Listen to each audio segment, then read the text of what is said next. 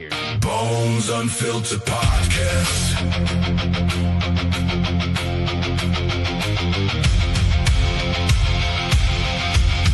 Bones Unfiltered Podcast.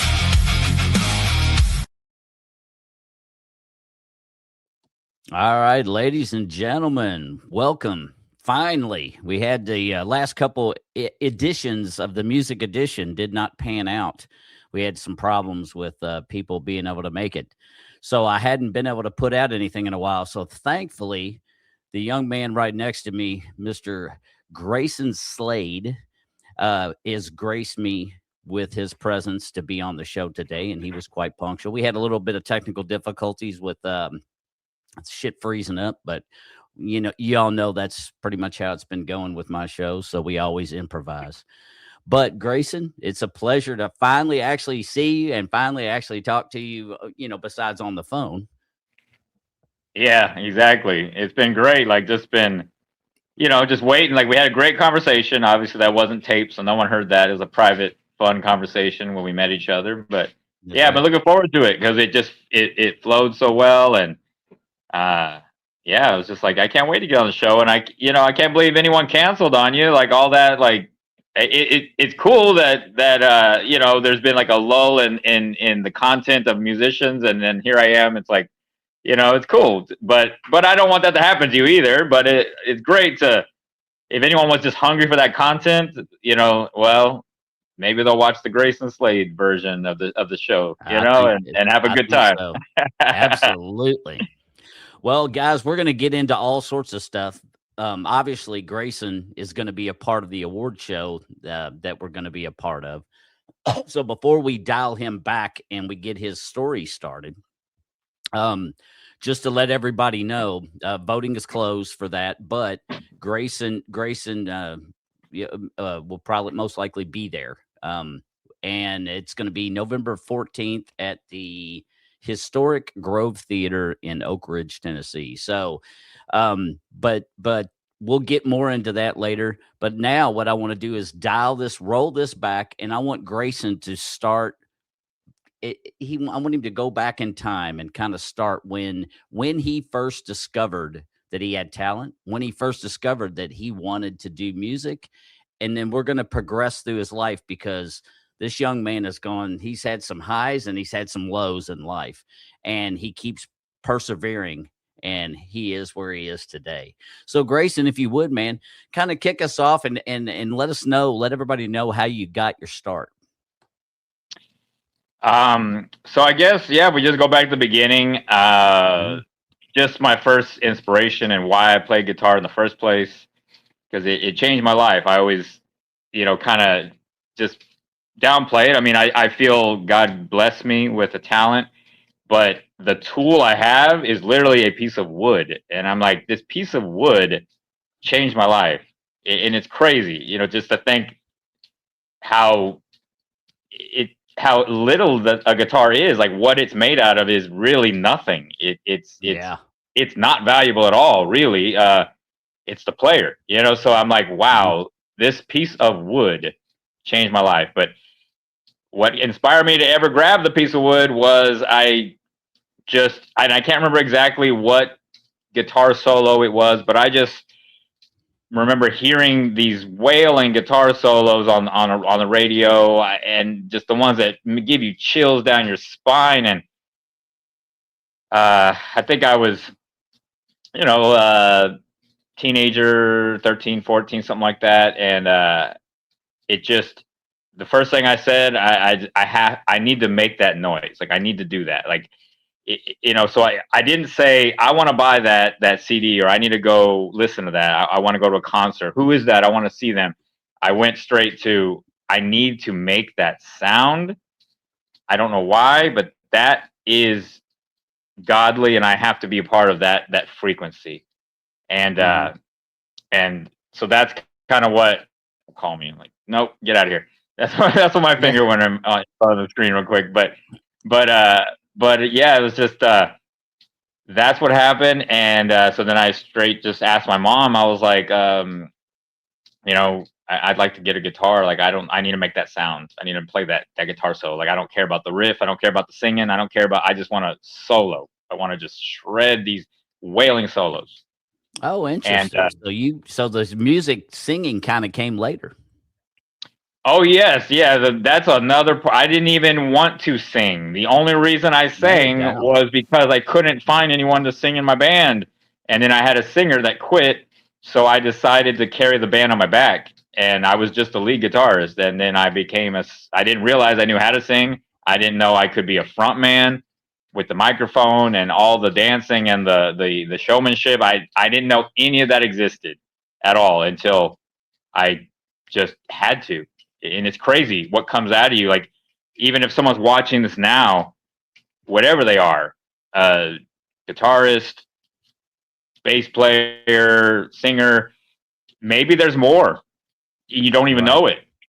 Maybe like you say you're a bass player and you're like, oh, I can't play guitar. That's harder. There's more strings or what, whatever.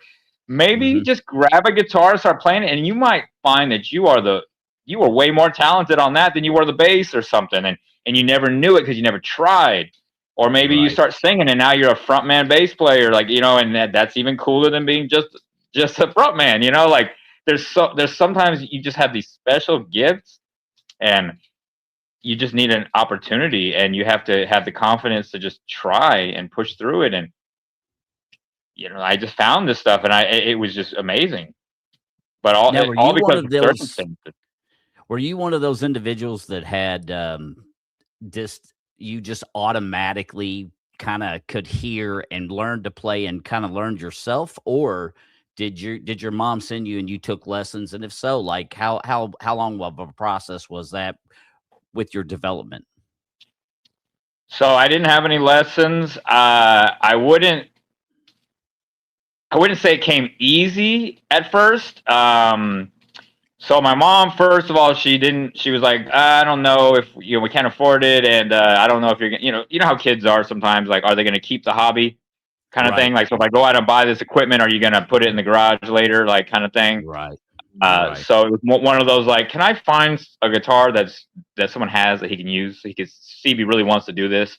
And so then the first thing was just a loaner guitar that someone had. Cool, playing it. It was right-handed. I'm left-handed, so I'm playing Oh, no backwards. doubt. Yeah, yeah. So I played for like a year and a half backwards. I learned how to play fully backwards, and then I had to relearn how to play on a left-hander when I went to buy my own guitar.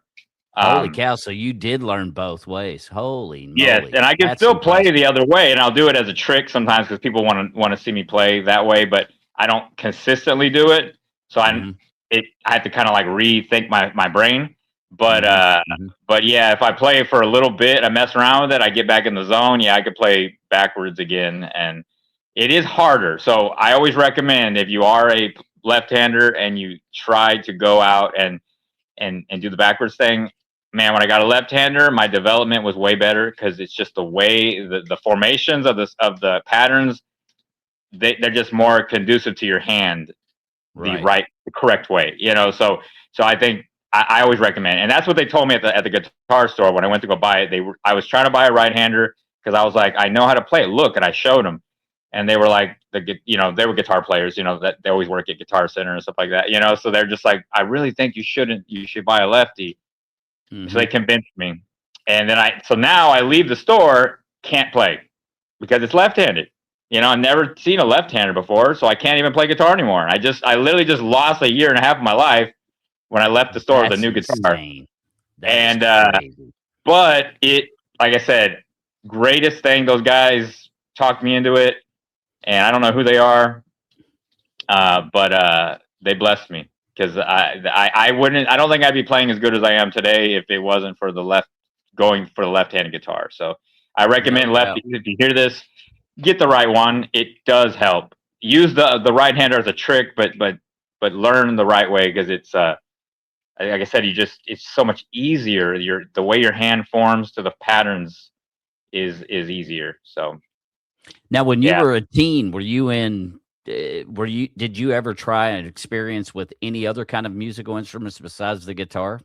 Obviously, before you started singing too, but like No, no. drums or anything like that? No, there's no one musical in my family. There's no musical instruments around.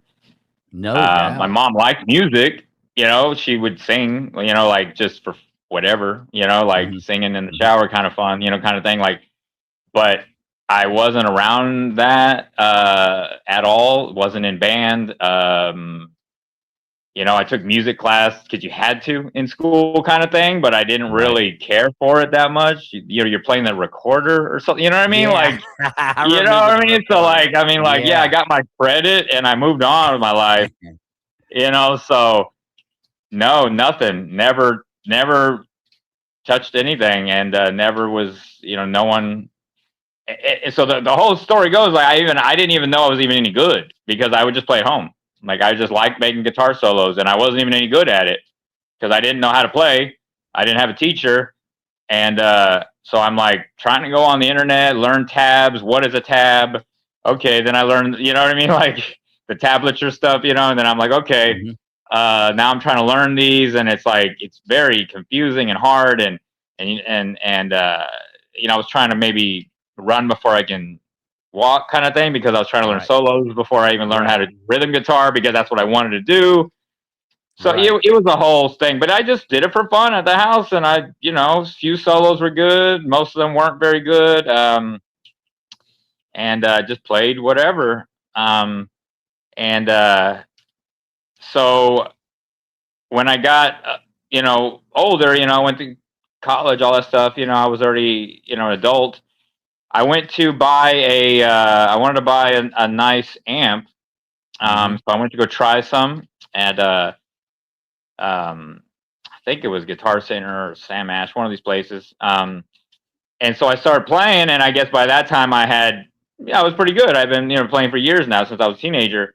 So a crowd started to form while I was, I guess, soloing at this, trying this amp out. And this is back in San Antonio, and so after when I kind of stopped playing, I looked behind me, and there's all these people. Someone just asked me, "Hey, man, what band you play in? You're really good." And I was like, I don't play in a band. I just play at home. Like I'm just buying this to go home with.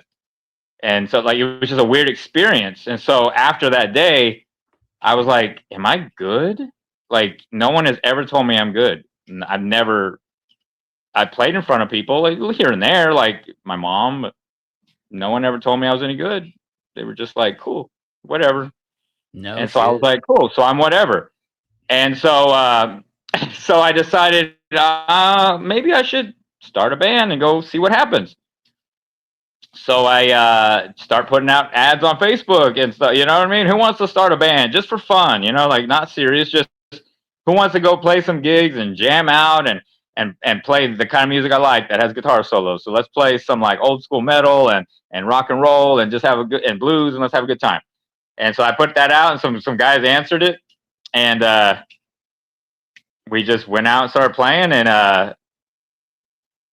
people kept telling me I was good, I guess, you know, and so then I just kept growing. I kept going like, is this real? Like, you know, maybe I'm just good here. Maybe you guys don't know what good is. You know, I kept doubting myself and pushing Right. myself to go further because I was like, there's no way I'm that good. Like, how can I be that good? I'm just some dude who plays at home. Like, no one is, you know, I don't even know what I'm doing. Right. Um, yeah. There was a whole nother story too. Like I had like I had been asked to play a show for someone else real quick, and it was a jazz band. They just wanted me to come play one show, so I started to learn. So I went to go. They said, "Hey, we heard you play guitar. Can you fill in and play this show for us?" I said, "Sure." So I show up, and then they give me all this music, sheet music, and I was like, I don't know what any of this is. Oh shit. Yeah, I bet And you so they didn't. were like, okay, let's write the notes. And so they're like A minor 7 and all these things. And I'm like, I still don't know what any of that means. And they were like, I thought you played guitar. And I was like, yeah, but I don't know a note. I don't know anything.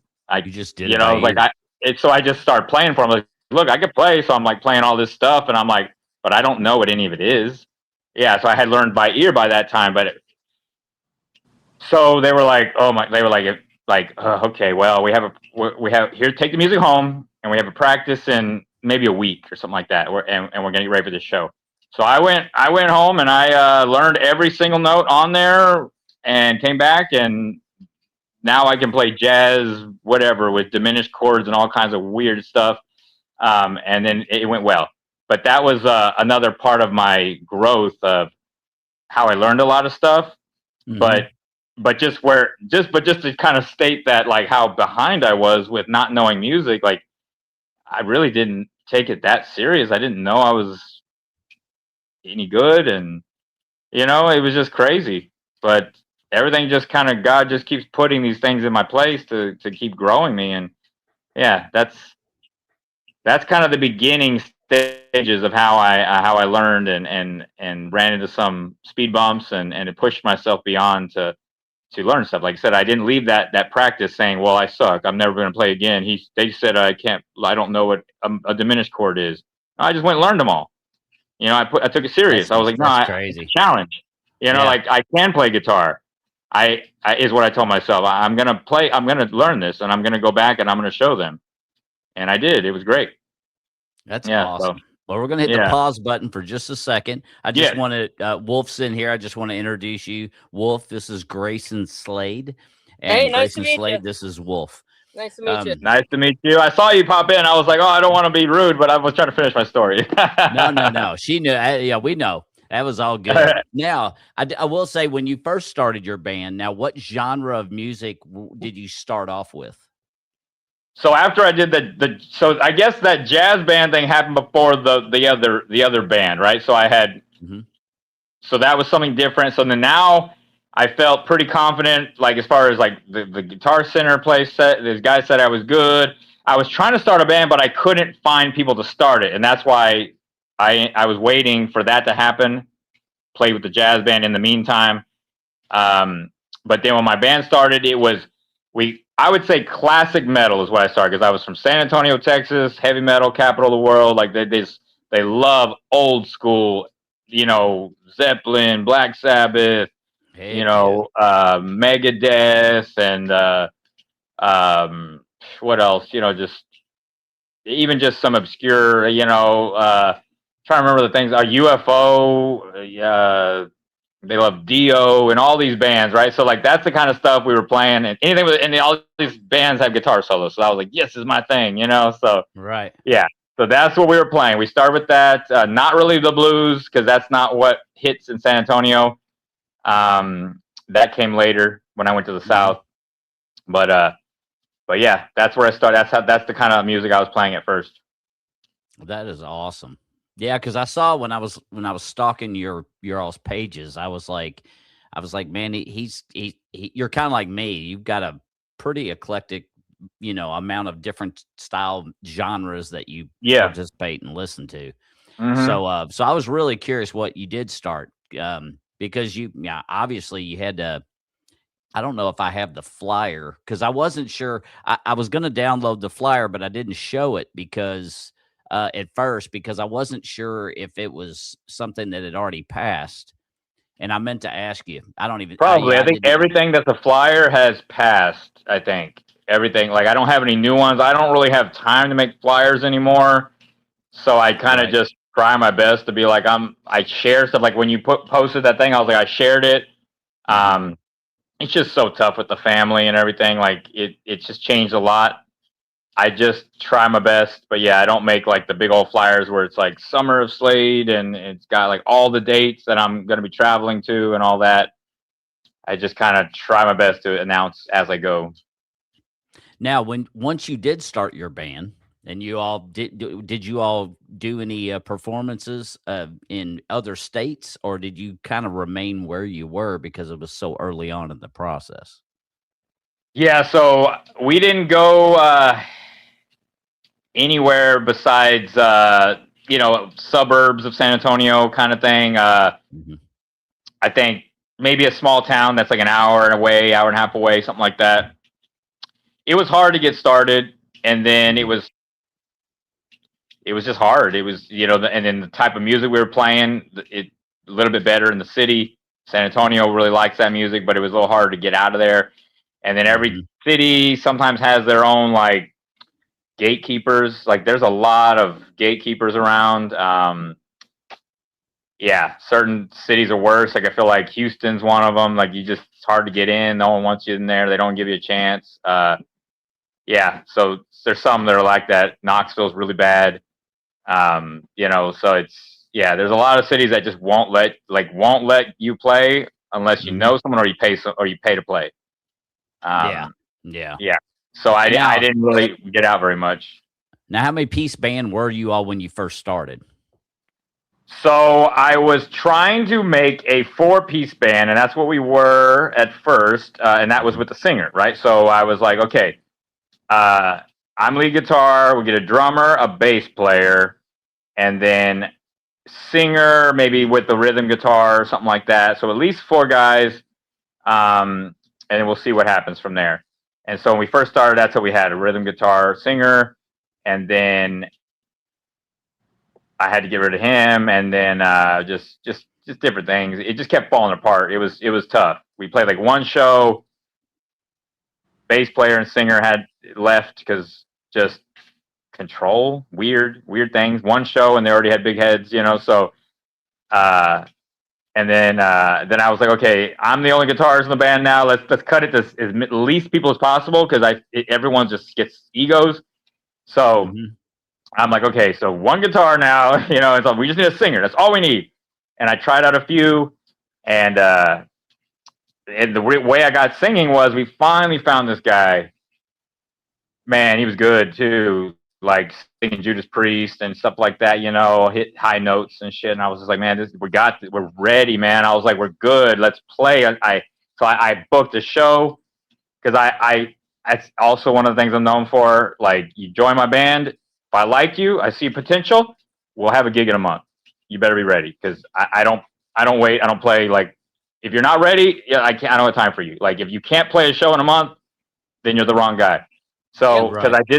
I did that to every group I've had so far, and so I guess that's kind of something I'm known for is just I push guys to just go. Who cares? It's just music. No one knows what you're doing. If you mess up, like why are you taking it so seriously? You know? And Right. so I got this guy. I got a gig, and we're like, we're ready. And so this guy he freaked out, and he's just like, oh man, we need to practice for like a year before we go out there, get it all tight. And I was like, bro, we're not, I said, you can practice for a year with the band. And I said, I'm going to carry this on my back until then. Cause I wanted him to sing. I didn't want to take over. I just was like, I can't keep a band together anyways. I finally have all Much the less a parts. year.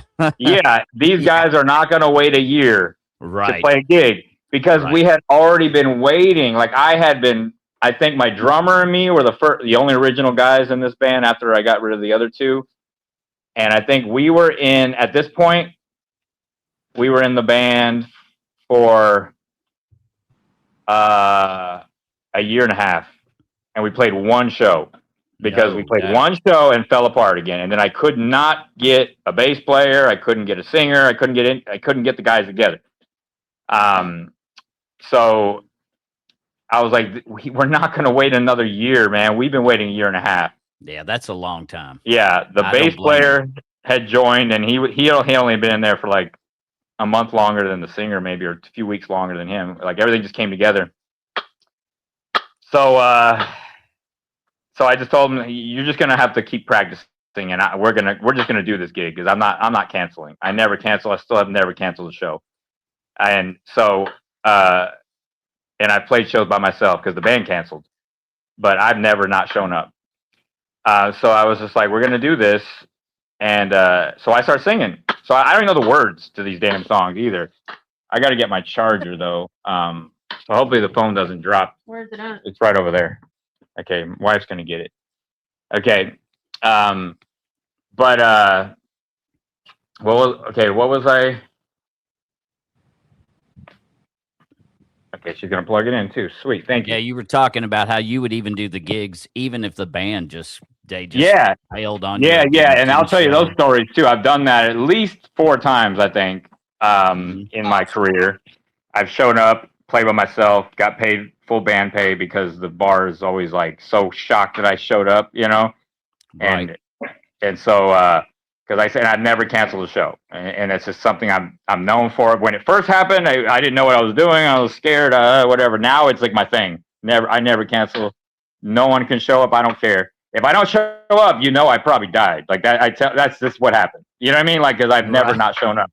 Yeah. So there may be a day I don't show up, but it's not because I'm sleeping in or something. So right. Yeah. It'll be for a legitimate purpose. It's a serious reason. Yeah. You sick, the wife sick, kids, the young and sick. Even that, I'll probably just carry them on my back, and they'll be at the show. And when he says I'll bring a hospital bed, and I'll hire a nurse and whatever. Like, I'm crazy, like.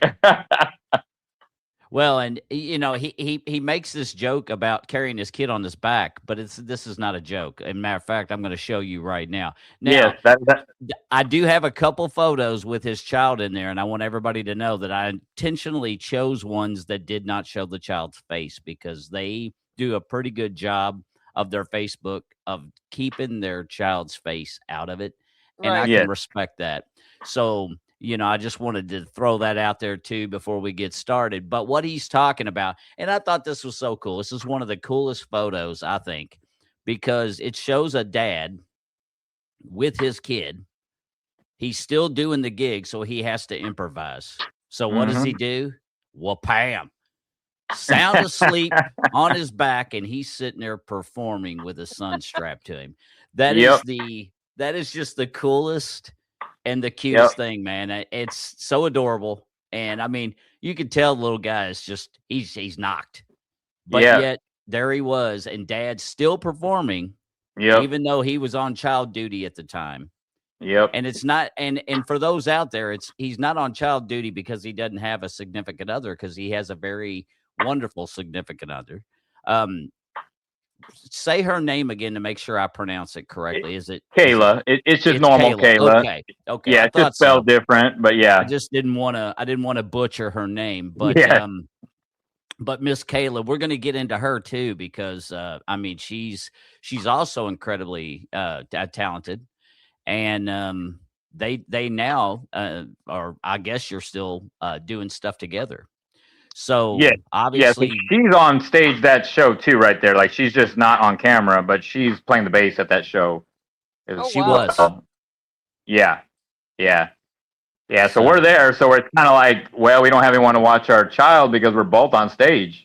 I carried him in the womb. You can carry him on your back. I don't know if you heard what she said. Hey, there's nothing wrong with that. And if she wants to get on here, she's welcome to. She said, well, she's cutting potatoes right now, so I think she said she didn't want to, but well, that's okay. Okay, so maybe we'll get her on at some point, but she's cutting potatoes right now, and so I'll let her do that. Well, he's very, very into his kid. Like his Facebook, you can tell he's a very good father. He's a very determined father.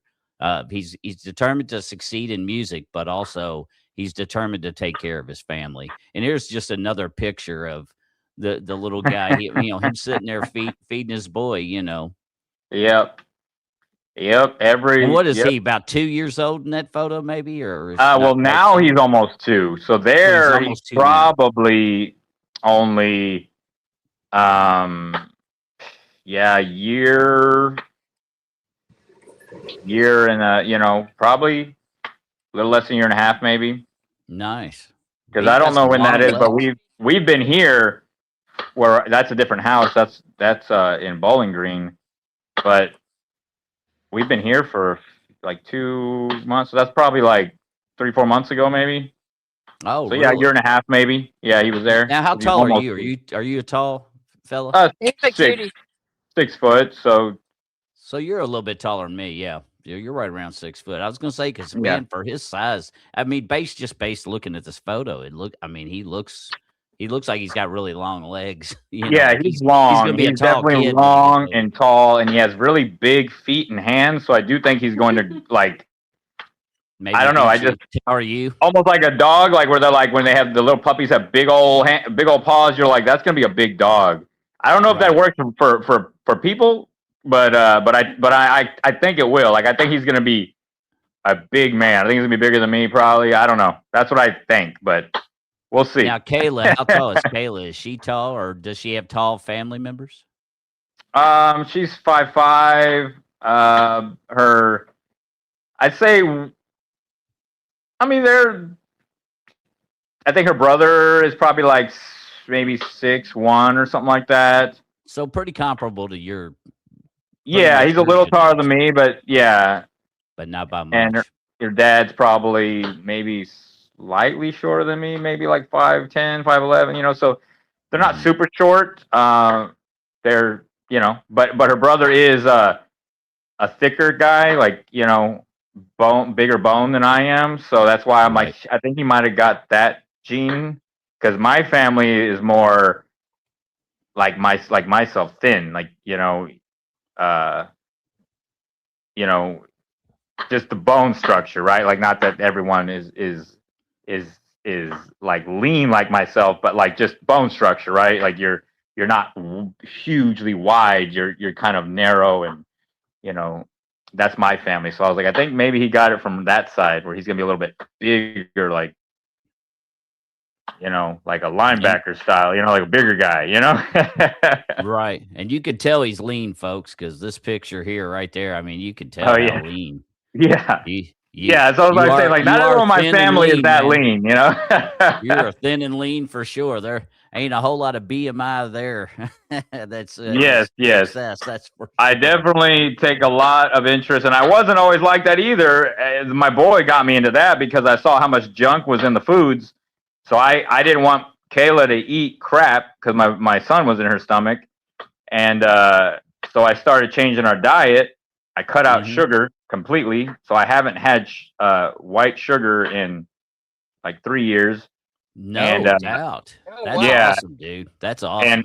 And even if the label says added sugar, I don't eat it. So if it says like, because they'll add it in everything, like it'll be in chips, and you'll be like, why does it have sugar? It's supposed to be salt, like.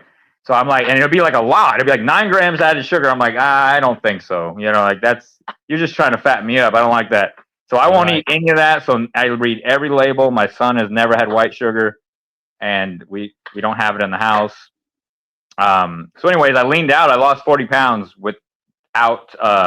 So the picture with him on my back, I wouldn't say that was the 40 pounds. That was probably like, I think I probably lost maybe 10, 15 since that one. Yeah, that one right there. So I'm leaner than the one you just showed.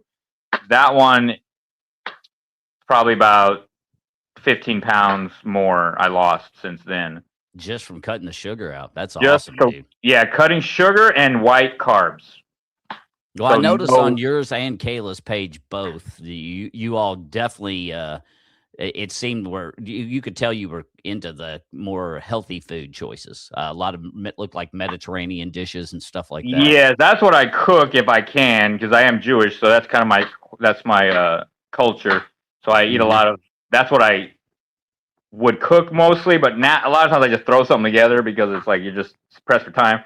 So I don't really do a recipe. It's more like, but it's whole foods. It'd be like potatoes air fried. Like, so this morning for breakfast I had air fried potatoes, cabbage, eggs. I love jalapenos. I think that's a glass of milk, and I think that's it. Hell, that's pretty good. Yeah, so it's like I made like these cabbage, like egg, whatever. Like it was like my taco, I guess. Like the cabbage, and I have it, so I use what I have. And people give me stuff a lot of times, and so I just kind of whatever they give me, I just eat. I don't want to go waste, so I eat all my fresh stuff first. So they give me cabbage, I don't want it to go bad, so I've been everything's with cabbage until it's gone. But I eat a lot of eggs. I think I ate eight eggs, and so I ate a lot. You know what I mean? Like calories wise, probably almost 4,000 a day. But I stay that lean because it's whole foods. It's so. Right. Yeah.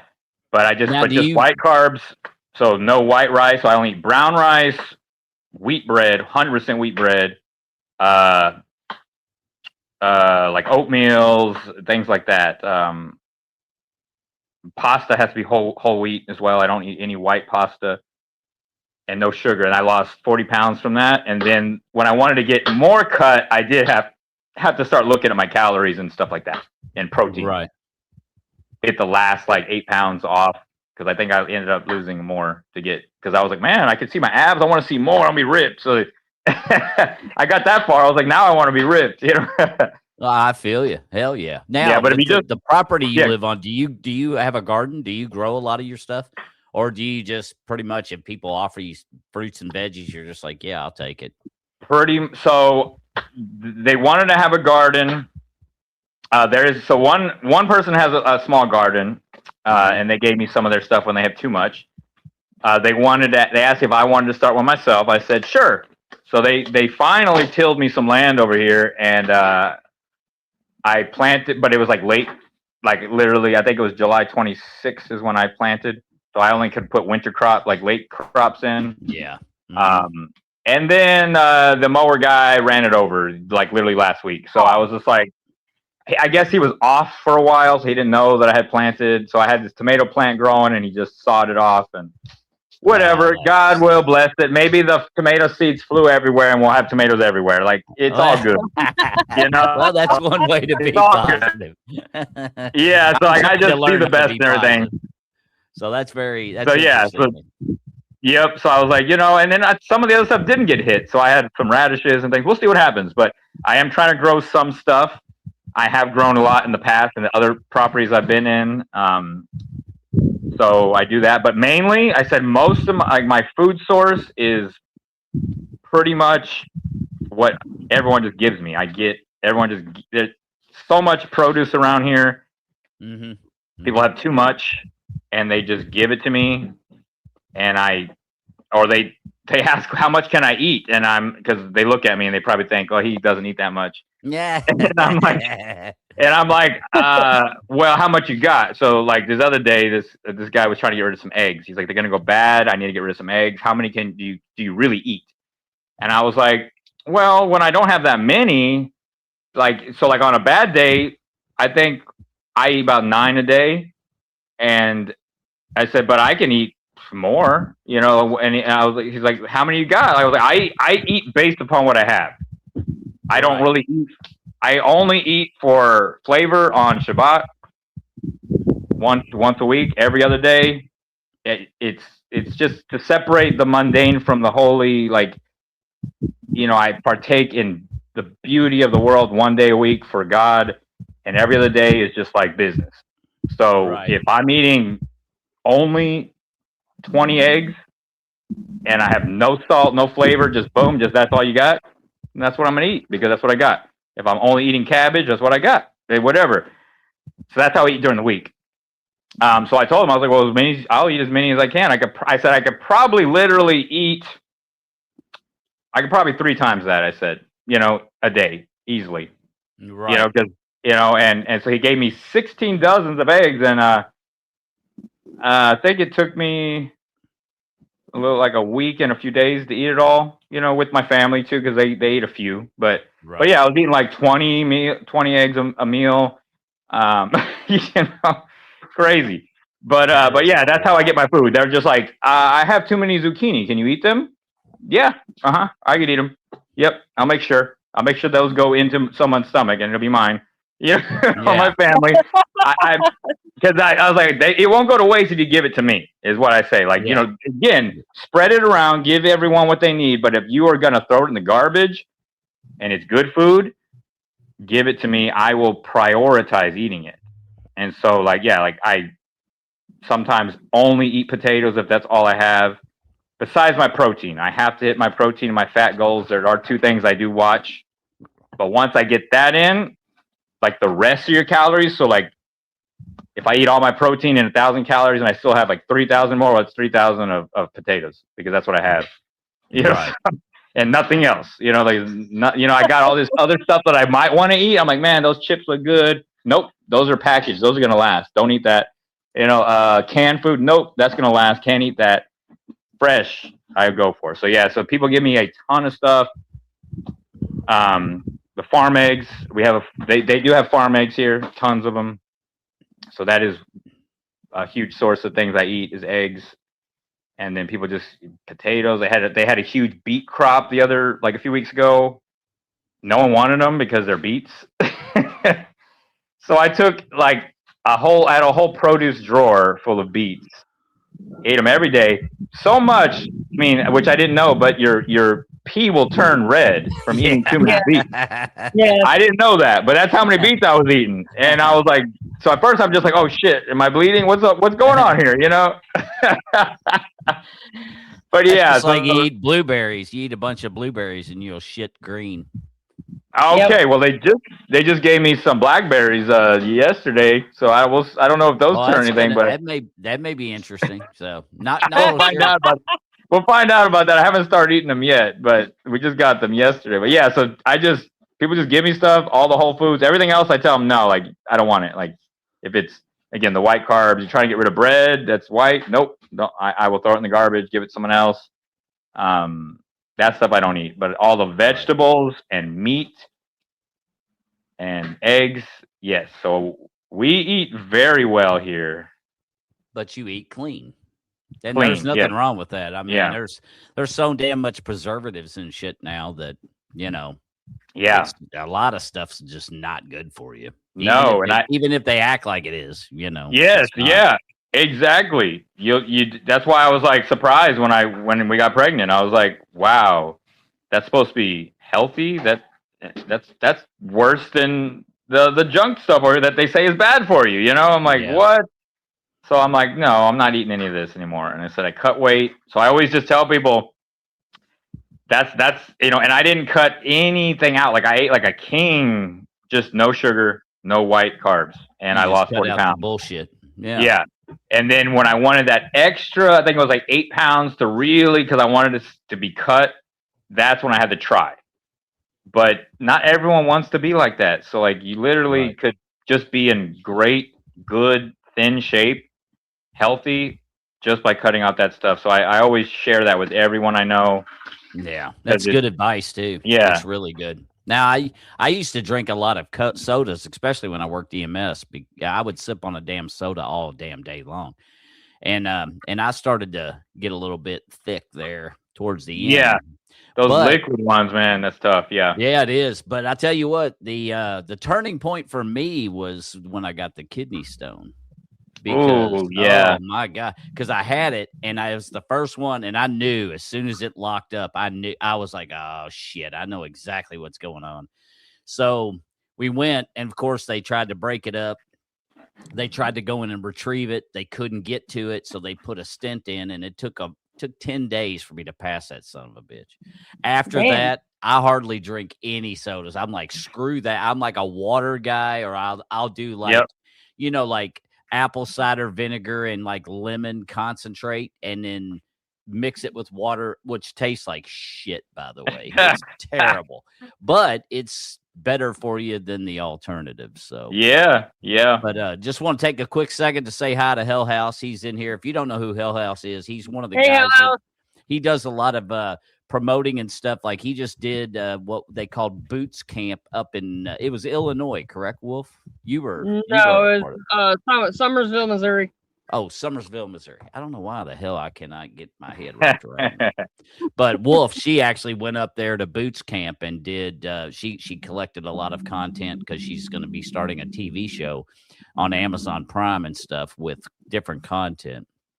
So she went to St. Louis, which is where she's currently at and still gaining all sorts of content and shit, and she's fixing to be moving back home in the Moorhead area of Kentucky here pretty soon. So nice. Yeah. Well, that's where that picture was from. That was Moorhead State. That picture with my baby on my back. Yeah. Oh, no doubt. So that's where you were at. Was Moorhead? Yeah, that was Moorhead State playing there. Yeah. Now back to this photo real quick. Now, was this one of your first guitars or no? That is so that's the guitar I've had the longest. So the first one I bought was an acoustic guitar, which I still have. I don't play it that often, but I have it. And then I got an electric. So I've had, I think, 2 guitars before this one. Oh, no doubt.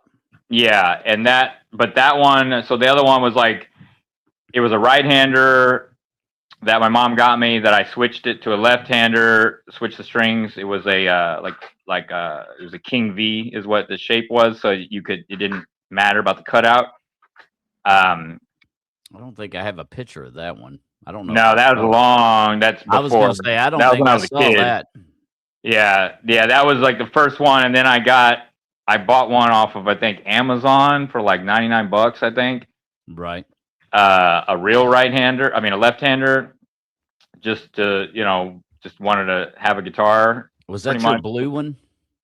No. That one was actually that's new. That was actually gifted by a fan online on Instagram. Oh, so this one right here, 'cause it's beautiful, man. I love the I the love coloration. that one. Yeah. That's That a one- that nice. one's awesome. That's the new look. So that's my new Yeah. guitar. I just got that. That's sweet. I don't remember. Maybe like in January or February. Did I play this? Yeah, I did play the college tour. So about January, I think. January or something like that. Yeah, a nice fan on Instagram sent that to me, and he just said, "I've seen you play for years, and you have the same busted black guitar." And he's like, "That's really sad that you're such a hardworking musician and a good guy, and you can't afford anything new." And and I was just like, I didn't believe it. I wasn't even sure it was really going to happen. I'm just like, maybe he's just trying to blow smoke up my ass to make me feel like, I don't know, because people do things like that. They just want to say they're going to get you something, but they don't. Right. And he did. He sent it to me, and that's awesome. cool. yeah. That's so that's really cool. I don't really. I guess I don't know. I don't take care of myself. Besides my food, my health part, yes, but like as far as other things, I don't know. Like everything falls apart. Holes in my socks. My shoes had duct tape on it. I don't know. That's how I am. I have something. If it's not completely broken, where it's still useful, I just keep it and I keep going with it. And I guess I'm still that homeless guy. That homeless mentality. When I live in my truck, I still feel like that sometimes. And then people just started to give me even the food. Like people just started giving me things, and so now that's what I'm a religious man. Obviously, I've mentioned God many times in this podcast already. So I just decided also, kind of recently, when around the time I got the guitar, is just go with God will bring people to me. He will bring the people who want to give me what I need to give. The gigs will come when they come.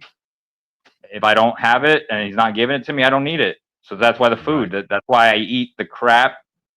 I would say crap. I mean, I'm blessed. Baruch Hashem. I mean, I'm blessed to have the food. But like, somebody might not want to eat cabbage every meal until it's gone, or potatoes every meal, or drink 2 cups of milk every meal because you don't want it to go bad. 20 eggs at a meal. Dude, that's a lot of eggs, bro. That's a lot of fucking eggs. yeah. I looked up to see if it was healthy to eat that many eggs, and the internet said no, but I did it anyways. And no, it's great. Now the biologists say different, so yeah. At least the ones I watch, they say eggs are fine. But I remember when we went through that phase where they were like, "Oh, you can't eat eggs," and I'm sitting there thinking to myself, at that time I was even living on a farm, working on a farm, and I'm sitting there thinking to myself, these farmers, they get up and they eat eggs because we ate eggs every damn day, along with everything else, biscuits, gravy. I mean, Mama Marie, the grandma, she would cook breakfast, have it and then have your lunch pack too in a paper sack, and as soon as you were done eating, you snagged your paper sack and you were out in the fields until dinner time. And, then of course you come in at dinner time, and I mean, this shit was right on the table. As soon as you walked in the door, you ate. And then you were so damn tired. You very little TV watching, and you were out. You were and ready to do it again, because there was certainly no days off. Yeah. So I definitely love that. Yeah, but I was sure that just how many. I was just like, is there too many eggs? Or like, because I don't want to be like all constipated or something. Like, like I don't, Yeah, no, like, yeah, no, is it no gonna mess shit, me or up? shit a chicken. Yeah, I was just wasn't sure. That's what I was worried about because there was, I've in this journey, I've done some just tweaks to my diet, and certain things work, certain things don't. For that reason, either being constipated or pissing red because of the beets, Because of just the trying to make beats. sure that I'm okay. And so that it said don't do that, but I did it anyways because I was like, I don't know, because it was like, oh, too much, your body can't handle that kind of fat at one time, like too much fat at one time and too much protein. And I'm like, well, I'm gonna do it anyway, see what happens. And I was fine. I was, like, yeah, it was better than when I was eating. What was I eating before? Probably when I was eating a ton of just meat, like when I was more carnivore, Mhm. just lamb and beef and chicken. That was one of those things that you get a little constipated on that. Yeah, too much meat. Yeah. So yeah, I've never had the egg, lamb. I'd like to try it. I've never had it. That's one thing I've very never good. It's experienced. one of my favorites. Yeah, one of my favorites. Is it really good? But It doesn't have a You've never gamey had I love taste, it. does it? You've I've never had lamb? Yeah, I've never had lamb. Yeah. Is it gamey or no? No. You So never it's not. had a gyro? I don't. Well, Yeah, well, I mean, I you're did right. eat, I did Gyro's have a lamb. gyro, but I didn't know what the hell was on. So maybe I have then. Maybe I just didn't know Yeah, what the hell was on it. yeah, that's what they put on gyros. Yeah, No they shit. can have some. I don't know where, probably where you're at in Louisville. It probably would be lamb, but I've gone to some places that smaller towns and stuff, smaller areas, and they don't offer lamb in the euros. It's chicken or beef, just because they're, I don't know, probably because sometimes small town people might freak out because they Yeah. because Or I they've figured never maybe had it, and lamb's they're like, more I don't want that, or expensive. something. I don't know, like, but I've noticed that they won't have an option. And I'm just like, how do you not have lamb as an option at a Mediterranean place? Yeah, that You now that know? is kind of weird. Yeah, I've seen that in my travels. So it's not always for sure. It depends on where you ate it at. But if it was Right. in a bigger city, it was probably, Well, it you may probably have had been some lamb lamb. then. I may have had it. Yeah. I'm going to make a point though. The wife made the comment the Yes. other day. She And wants to it can be go. a little bit, have a slightly gamey taste, slightly. Like it's a little different.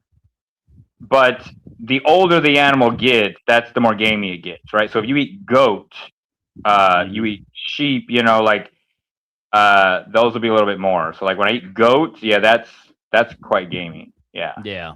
Well, and I don't know how true this is too, but I used to hunt years and years and years ago. It's probably been 25 years since I've been hunting.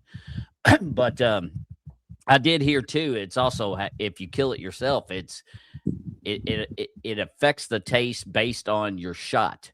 So like if you had a quick kill, then it tends to be less gamey. Whereas if you don't hit it good and it runs off and its heart's pumping, it's flooding itself with all this, Oh, I wow. guess, different emotions and Okay. testosterone or epinephrine or whatever. Like it floods its body with everything while it's trying to flee. That apparently that also can affect the meat taste. Now I don't know. Oh, I never heard that. Yeah, I don't know how true it is. I could be wrong. So hey, just so everybody knows, I'm not a meat guy. I'm not. Yeah. I don't know for sure. I would believe it. I would believe it. My wife says yes because she's, The adrenaline tank. The adrenaline. That's the word I was trying to think of. Yeah. I could not. Adrenaline. Yeah. Adrenaline is it dumps so bad. So that's that it can interesting. really gamify the meat. Okay. Especially in deer. Now that's what I used to only hunt was deer. Yeah. So I didn't really hunt anything else. But yeah, that's really. I'll have to make a point to pay attention next time when we go. Yeah, go out and try to find some, just to make try sure to you got find that the flavor and this is what I like or it's not, But I mean, they sell it at any grocery store as well. Well, that's true. Like I guess I'd have to learn how to prepare it. I don't know. When you cook it, what do you season yours with? I salt, pepper. I like shawarma seasoning, but it's a Mediterranean seasoning. So it's a Mediterranean. It's called shawarma. shawarma. Yeah, so it's I'll have to check literally that probably out. what it would taste like at the plate at the like a Mediterranean restaurant. Gotcha. So it's got like cumin and uh, coriander, cinnamon, things like that in it. But if I don't have that, just salt, little pepper. It's good. I love it. Yeah. Hell yeah. Yeah, just Wow, salt and pepper. And it's a red meat, so you don't have to worry about cooking it all the way through if you don't want to make it tender. yeah, I know they don't on Hell's Kitchen and shit. You know, if you make Yeah. it too well done, they'll flip the fuck out. Yeah, yeah. I watch a lot of that too. So that's how. I did too. Well, my handicapped son is obsessed with it. So he'll watch. He'll be like, "Oh, it's got this new episode." I'm like, "Buddy, we've already seen that 3 times." But he'll want to play it, and he'll play that shit on loop over and over and over again. I love that shit too because I love food. So yeah, like man, one day maybe if he ever wants to cook or something, you know, I'd love to try some of those recipes. Certain things, you know, resting your meat that works. So like if you do the lamb, rest it. Yes, do rest it. It makes it better. Yeah, duly noted. I will definitely pay attention to that. Rest it in some salt, so like a little salt afterwards, and let it rest. Yeah, it makes it a little better. Yep. Hell yeah. That sounds good to me, my brother. Yeah. Now, so here he is in Texas, started a band. Obviously, same problems my boy's going through right now, James Luker. I mean, he gets bandmates and then we lose bandmates and we get them back and we lose them. We lose these over here and then we'll replace them and we lose somebody over here. It's been one of these fucking things.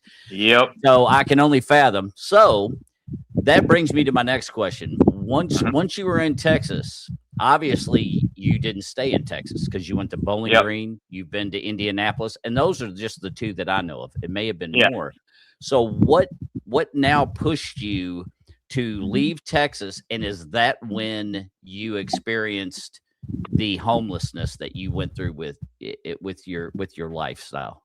Yes.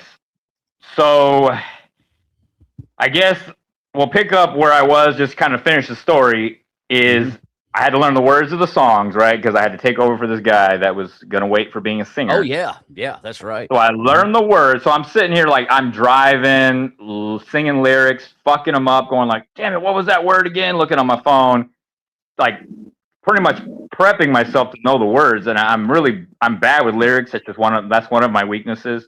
Right. As far as so you give me a song, you want me to play it? Okay, guitar wise, yeah, I got that down in an hour. You want me to learn to sing it? Oh, that'd be a month. You know what I mean? Like, right. I'll fuck it up every time at practice for a month. It's hard for me to remember words. So I was busting my balls to try to learn these damn lyrics of this whole set of songs. I had no idea what anyone was singing. Right. I don't even hear words. I can't understand what people say most of the time. Like my wife, literally all the time, especially like country music. I don't know a damn thing they're saying. Like I hear just bebop, ooh, da, boo, boo. Like that's why it sounds like I hear like Charlie Brown, teacher, womp womp. I cannot understand a word they say until my wife sings the song, and then I'm like, that's what that's about. I'm like, what? I've heard that song years, and I never knew what they were saying, or I thought they were saying something else. Yeah, bad with words. But anyway, so I'm learning the words, busting my balls. I'm at practice, singing with the band. The old singer who wanted to wait a year comes in, and he watches like me finish the set, whatever, and he's just like, "You guys don't need me. You have a singer. He can sing." And I sucked, just so you know. When I first started, I didn't know how to sing either. So that not only do I know the words, I was not very good. And that's not me just busting my own balls. I wasn't good. That's real. So because I never sang, I didn't know how to use my vocal cords and your diaphragm and all that. Right. Mm-hmm.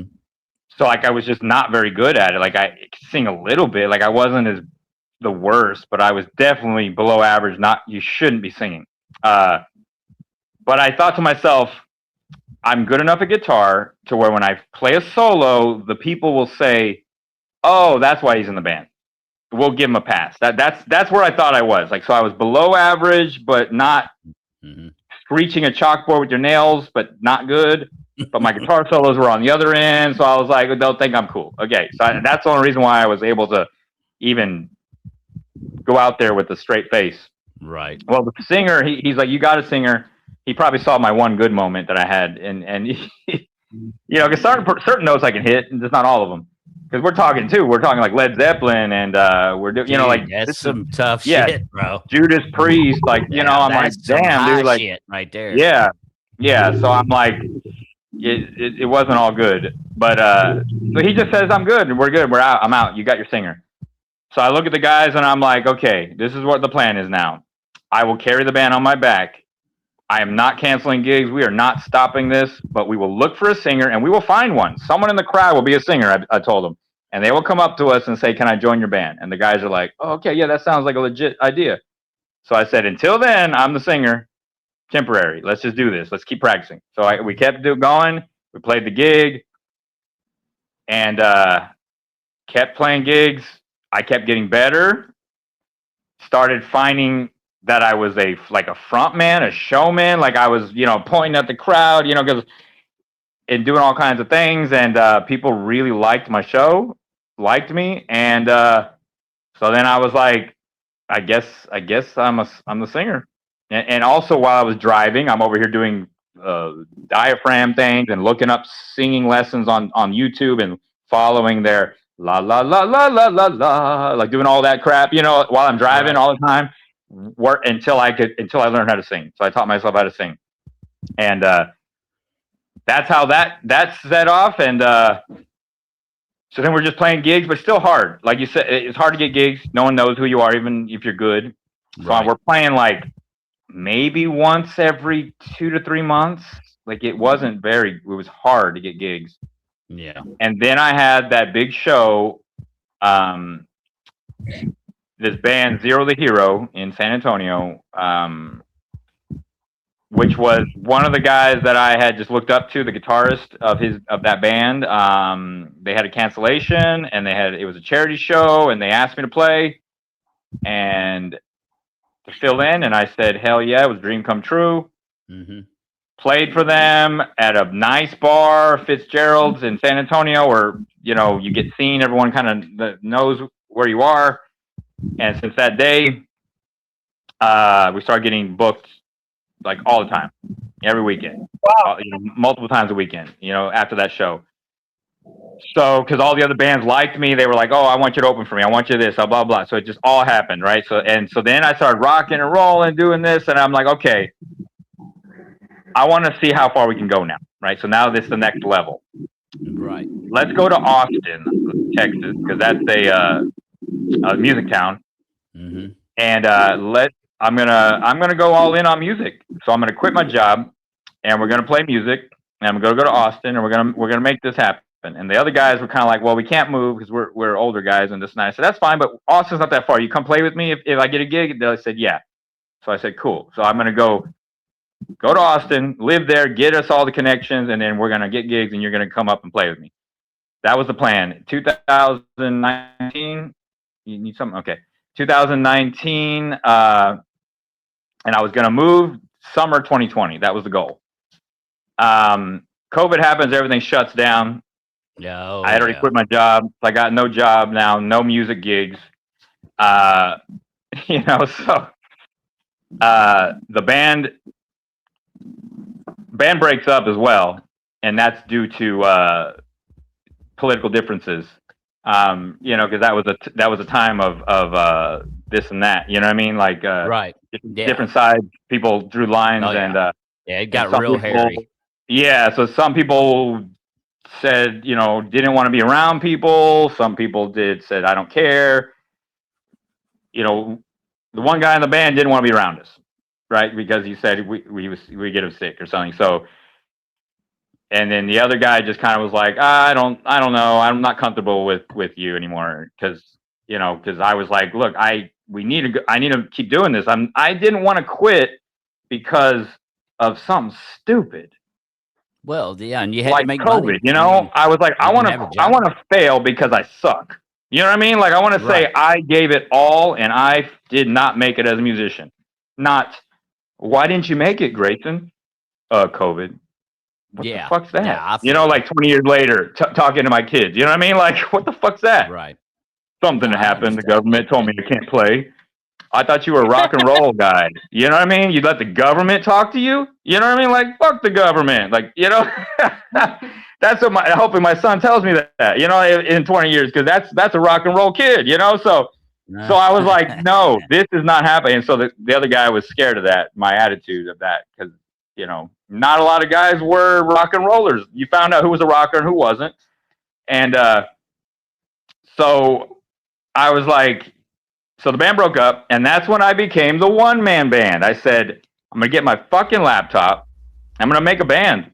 I'm gonna make all the tracks. I'm gonna play the bass, and put all the bass lines down. And I'm gonna go out and I'm gonna play guitar and sing. And I'm gonna keep on making money. I'm gonna survive.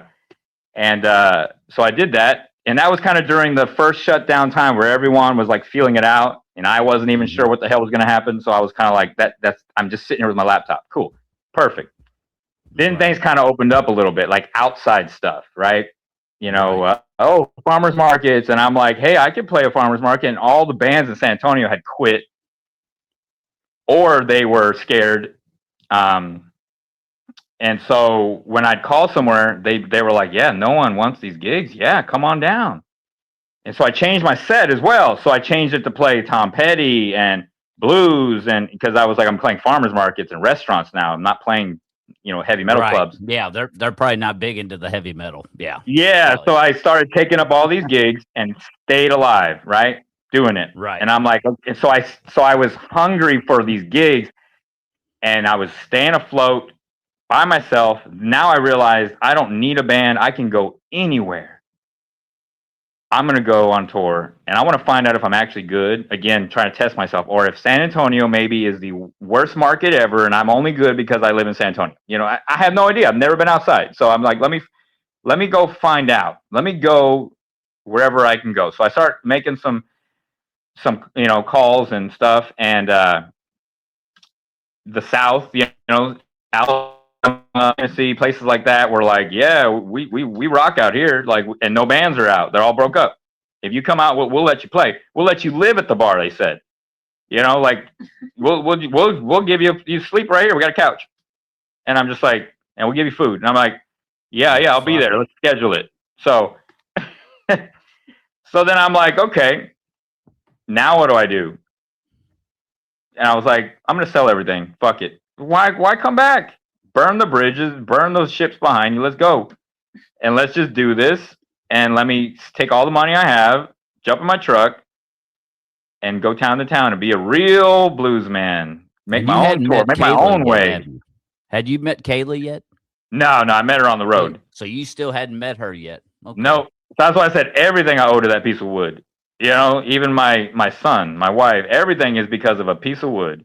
That's awesome, dude. Yeah, that black piece of wood that you know that was in that picture where I'm all skinny, you know, like that one right there. That one got me everything. The blue one is the upgrade, and I love it. But the other one is history. You know, that one's. And he's talking about that one right there. Yeah, that's my beautiful new one. That's gonna write beautiful guitar. Yes, that one's writing the next story, the next part of my life.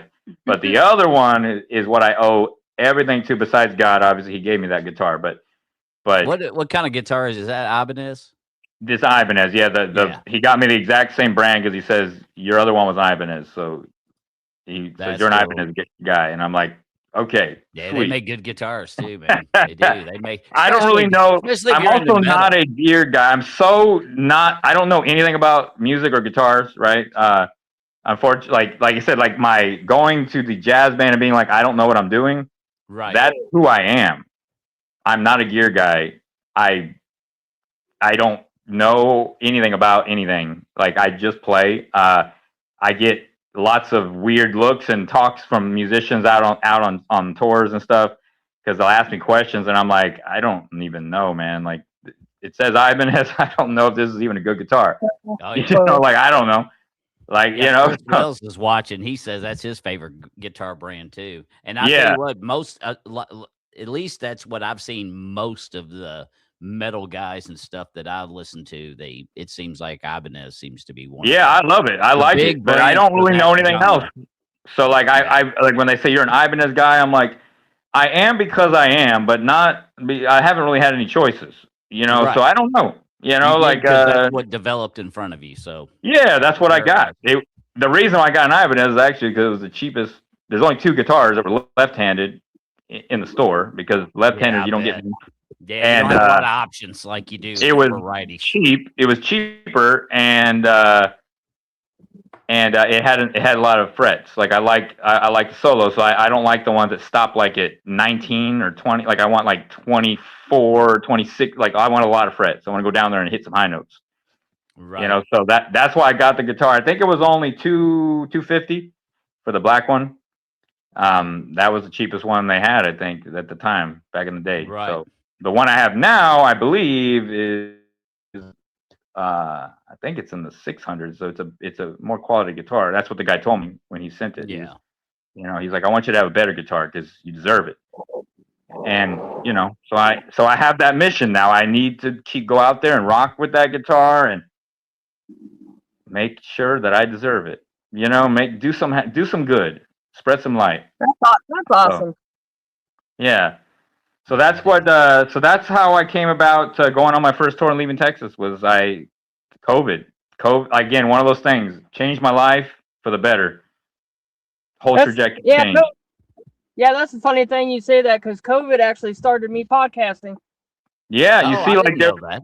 That's interesting. I did not know. There's like blessings that can come out of a curse, right? Like it's beautiful how, and that's how I took it as well because you know it was a weird time. Most of us probably never lived with something like that, like just the way it was. But you look back in history and you're like, okay, there was moments in history, like let's say the Depression or something like that, where companies fell, families died and broke up, and then you had ones that rose out of the ashes that took the advantage of the moment and created a new business or a new product or you know, and I'm like, I want to be on that end. I don't want to be the guy who died because COVID, you know, and I'm not saying from the disease, I'm talking about like financially, right? Like I failed financially because the government told me I can't play anymore. I don't want to be known as that. I want to be known as the guy who invented something new, who persevered, who didn't let that get me down. And so that's you know, and that sounds like what Wolf did too. They're like, yes, I'm gonna take this and go with it. Especially because I got a little bit of time to actually slow down for a second. You know, take advantage of that time instead of whatever people would have done. You know, watch a lot of Netflix. You know what I mean? Like, you know, like you can waste your time and catch up on all your stories, or you can start a podcast, make a bunch of tracks so you can make money with your laptop and replace your band, you know, like, so yeah, that's what I did. So that's how I got on the road. Now you're on the road, you're leaving Texas. Where do you head? Where's the next stop from Texas? So I think I went to I go to New Orleans. I think I went to New Orleans first. Oh, no doubt. Yeah, I went to New Orleans and bussed a little bit on the streets, met some people. Then I went to Tennessee, and I did like a little route. I did Tennessee, like Middle Tennessee, over to East Tennessee, down to Alabama. So I think I only had a few dates. I did Cookeville, Tennessee. I went over to Sevierville, Tennessee, Chattanooga, Tennessee, and then Scottsville, Alabama, and then I headed back to Texas because I didn't have anywhere to go. So at least I could scrounge up some gigs here and there, you know, whatever I could do there because I had a few connections, kind of thing, a few farmers market, stuff like that, right? So I didn't want to just live in some town I didn't know. So I was like, let me just do a little route and go back. And so that's what I did. And then I ended up living at a bar also out in was it West Texas? Like how long did you live there? Probably I don't know, maybe a few months, 2 months or something like that, while I got the next tour ready, And they'd the use next you as a route. house band when you were staying at the bar. Kind of, yeah, yeah. It was a not doing very well. It was like a historic bar, like from the 1800s, old school, Mhm, small mhm. town. Again, my music doesn't always hit the best there, but they weren't really doing a lot because also the COVID rules and all the stuff, like it just wasn't really doing very well. So Right. I played a little bit, used it for practice, hung out, just lived life there while I got my next tour ready. And then oh yeah, that's when that big freeze happened in Texas where everything froze up, and snowed and all that stuff. And that's where I was during that blizzard that happened down there in 2021, I think. That was some February. crazy shit right there, Yeah, man. so that's where I That was was during that time. Yeah, so crazy as that's I had hell. done my route and that's where I was living when that happened. Yeah. So the blizzard happened. So I was locked in there. So I was just helping out with getting water. We were melting ice, melting snow, so we could have water, so that we could flush the toilets and do things like that. Mhm. Just doing stuff. Just trying to survive, really. So house band wasn't really the main thing, but I did a little Right. bit of playing, a little bit of busking. Went to San Antonio to play some gigs, stuff like Mhm, that. mhm. And then took off. I said, "All right, I'm out. Now I'm not coming back." Is what I said. This is the last. Like I'm gonna go stay in the South because my music was doing better. I was getting paid more out there, um, and that's what I wanted to do. So I was like, I'm gonna go. This is the last time I'm here. Now I'll tour back to you guys, Texas, but I don't live here anymore. Is what I told everyone, and that's what I did. Left in 21 and did some Texas towns, Midland, over to like Houston, south of Houston, not Houston exactly, like one of the like beach towns that are near there, Mhm, mhm. and then went back to Tennessee, Alabama area. That's kind of was my bread and butter at the time, and went through New Orleans again, and then yeah, just then I was just living in my truck, living on Southern hospitality. I had nowhere to go now, so now it was bar here, living there. This guy would let me live at his house, or I live in a parking lot. Um, just certain things would happen, like now you're like, oh, my brakes need to be replaced. This broke. Oh man, so I ended up in Morristown, Tennessee Mhm. with $5 after a bunch of good ups and downs, and then I had $5 about the fall of 21. And so I lasted that long out there. And then I just had to have a talk with God and just was like, I don't know what the hell's happening, but I can do this. I can do this. I have full tank of gas, $5 and a gig in like whatever, a week or so or something like that. And I said, I can make it. I can live on $5. We can make this happen for a week. Uh and and I said, once I get that money, which I think it was like gonna be $200 or something, I was like, I'll get back on track. We'll just start putting money aside, say we'll make it. I'll make it. But I did feel like I was about to lose it all at that moment. Like that was really like, again, if I don't make it, if anything happens that costs more than $5, I'm fucked. I'm dead. You know? So I was praying to God, just don't let anything happen. Don't let anything bad happen that I need $5 for. Like just let me use the $5 for food, please. I can Right. buy a few cans of food with that. I can ration the food.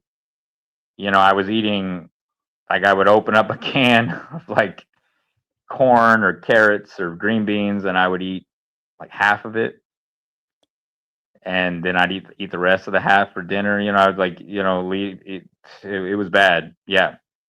So I get to the gig, play the show, make the money. It's beautiful, that plus the tips, and you're just like, I'm good, and I still got gas in the tank, because I had Morristown's not that far from Del Rio was where I was going, and so yeah, so that got me back on track. So that was the first time I faced like, man, this is real, and you got Mhm. nowhere, you got no one. You're not near Texas, and even if you were, no, who cares? You don't have anyone there either. Uh, you're all alone. It's always been my style. I'm all alone. I'm only child. I don't have family. You know, obviously I could lean on people a little bit. You know, you can burden people, but I don't Yeah. have people who are just like that one who's got you, like mom's got me kind of thing. You know, no matter what, I always go Right. home to mom. You know, kind of thing. Like I could pop in somewhere, and sure they would let me stay, but they'd be like, "Fuck," you know, like you know, and I don't want to Right. do that to people. So I feel alone, and that's why I treat myself like that. Where I'm like, no, I have to make it because you can't just. I don't want to be that guy. If you want me, I'll be there, but I'm not gonna just burden you with eating all your food and all that stuff. So yeah, so that was the first time I faced that kind of moment where yeah, and that was pretty tough, but it learned a lot, you know, and I lasted a little while longer. Then shortly after that, so that was about maybe August, September 21. Then I met Kayla in October of that year, and in Tennessee where she was at. She came to one of my shows, so I met her, and we hung out. Never been apart since then, besides when I would go on the road. And yeah, so there I we love are. this photo. Oh, Yeah, love I it. love that picture. I love the way that y'all are looking at each other. It is a good photo. But I'll yeah, tell so you what, Kayla yeah, reminds me, uh, because I went through her page too, obviously, to try to find different stuff to talk about. Well, this yeah, young lady she changes her appearance more than I change my underwear. I mean, she looks different, hair colors, hairstyles, the makeup. She even had this one picture where she did her eyeliner was in white. I'd never seen yep. that before in my life. But That's she her reminds me thing. Yeah. of Darcy from Smashing Pumpkins. And I don't know if you know who Darcy is from Smashing No, Pumpkins. no, we'll have to look I do. that up. No one's ever said that, so I Well, never looked He that up does. He before. does well, look like you don't have to go far to look it up because I already did for you. That is Okay, Darcy from okay, Smashing Pumpkins. And that's just one picture. Now, Darcy was very similar to Kayla. Like yeah, she had very different like looks. okay, Now Kayla, I think Kayla's a little bit more original. Like she changes even more. Um, she had so many photos. I was like, man, she can change her appearance so effortlessly. yeah. But that's Darcy from Smashing Pumpkins. So when I saw Kayla, I was like, oh my gosh. I mean, to me anyway, maybe not to you all, but to me, I was like, oh, she definitely looks like Darcy from Smashing Makes sense, Pumpkins. possibly. Now Half. this is their shot. Now when did this end up taking place? So And that obviously was that's your wedding day. almost 3 years. 23. 23. Yeah, she's got a thing on the wall. So 23. 23. October. Yeah, it's October. So 2 years after we met. So we're almost at our anniversary. Yeah, we're coming up Well, happy close. early anniversary. Thank you. Thank you. Well, I love this photo because, and the reason that I love it is I've been married twice. My first marriage, it was rough, but I was also young, dumb, full of cum. You know how that story goes. Well, the thing about that I love about this photo is my second marriage to my current wife now, which will be 30 years here in next month on the 14th. And we did not spend a lot of money on a wedding like I did the first one. She picked out a white dress. It was not even, I don't even think, quote unquote, it was considered a wedding dress, but she picked out a white dress. We went down to a big fountain in downtown Louisville where the Justice of the Peace married us. And my point to this, I guess, is my first marriage, I spent a lot of money and it didn't even last a year. My second marriage, we spent hardly no money. The reception was at her mom's house. It was like a potluck. People brought extra shit in, and it was very inexpensive. But yet, here we are 30 years later, and we're still doing it. And to me, like I tell my kids, I was like, don't rush it because, and if you're going to have a wedding, there's no reason to have a big one. Use that money as a down payment on a house instead of a $20,000 on a one day, shindig. Yeah. So, but it made me think of myself. Of course, I got married and Garth Brooks hat, a Garth Brooks, that that black and white shirt he had in whichever album that was. I can't remember now. But yeah, I just thought this was I was like, man, it just brought back so much memories of my own self seeing you all, because I was like, they did it the way we did it the second way, and to me that was the best way. So I Yeah. just thought I really wanted to see that photo, and of course, again, you can see that Kayla looks different. Got different. The hair was longer, obviously, in this photo, and whatnot. Yeah. So, like, here's another one of them. Just you are Yeah. just a very beautiful couple. I mean, y'all definitely. Thank you. I appreciate it. I love her hat. I have one of those bowlers too. I love it. Yeah. It's great. They're like my fave. Yeah, I think that was one of my tip hat that I had from Texas. Oh, no shit. I found it at Goodwill around the back because I couldn't afford to buy it. But I got a lot of my stuff from there. And again, I'm not too proud to say that. And again, when you're homeless or you're down and out, people go donate stuff. Instead of charging me for it, I just grab it, and I don't think there's anything wrong with that. They're donating it, they're giving it anyways. Well, and that's the whole Goodwill point. is going to charge you for it. Who's having a little trouble. Absolutely. Yeah. So, again, I see people do that, and some people get upset, whatever, they probably have never been homeless. So, like, as a homeless man, yeah, the shorts I had when I met Kayla, found it back at Goodwill. My tip hat, back at Goodwill. I got a lot of stuff from back at Goodwill. When we met, I told him his jeans were about to rip, and he went to his next show, and he came back to me, and they had ripped while he was gone. And I was like, well, I bought you some new ones, and here they are. That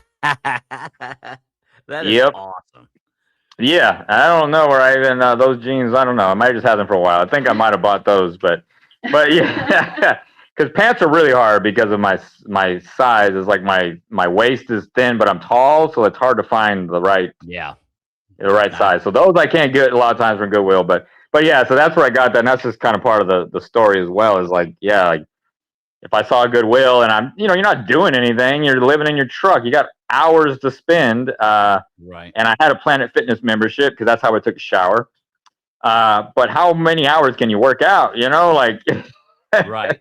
I mean, I love it, but how they're gonna be like, dude, get out of here, homeless man. Like, we know you don't got a home. You've been here all day. So I know you paid $25, but get out of here.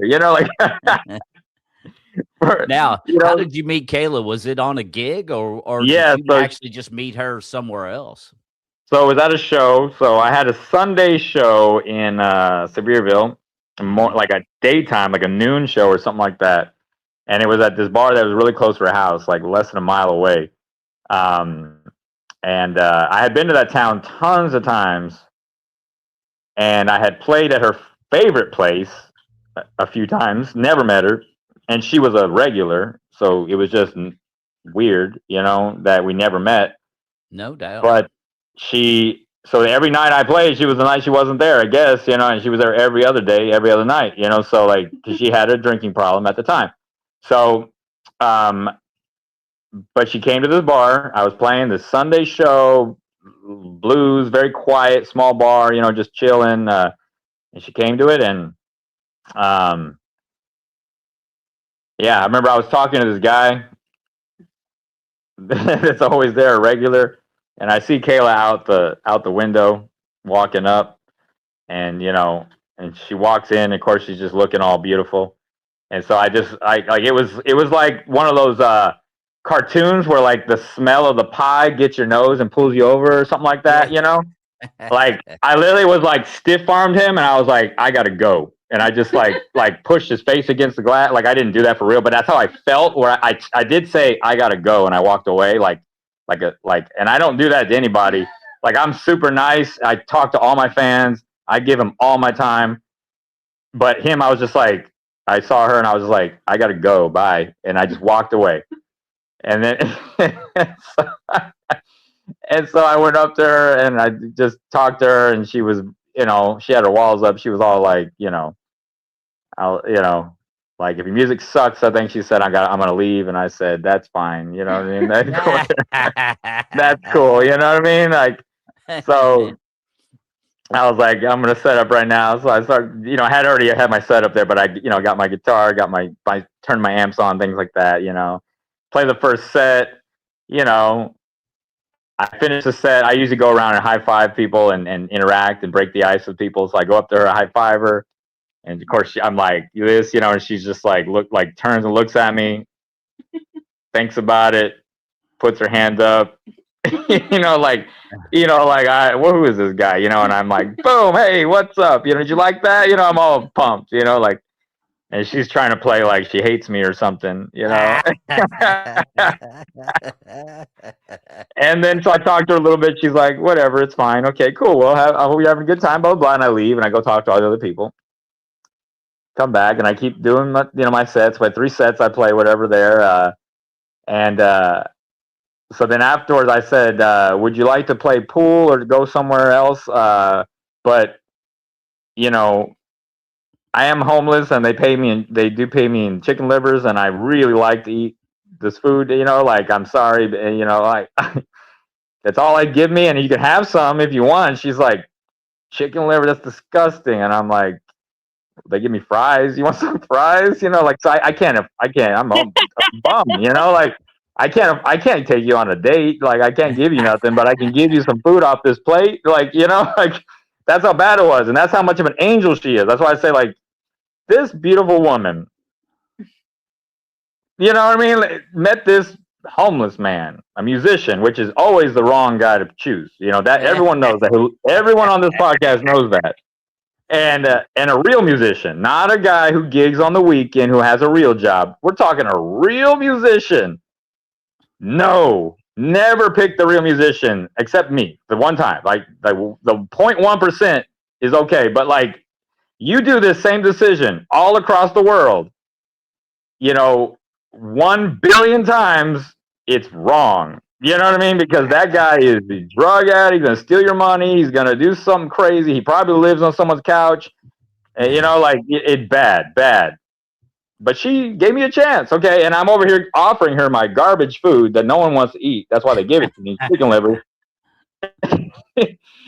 If it's, and I'm trying to impress this woman, and I'm like, you want some tater tots from my plate? I can't buy you none, but you can have. She says I impressed her. So I like someone that's honest. Yeah, I was honest. And I'm a bum and I have no money. But I have tater tots and chicken livers. And you were sharing. I don't know about the chicken livers, but yeah, the tater tots.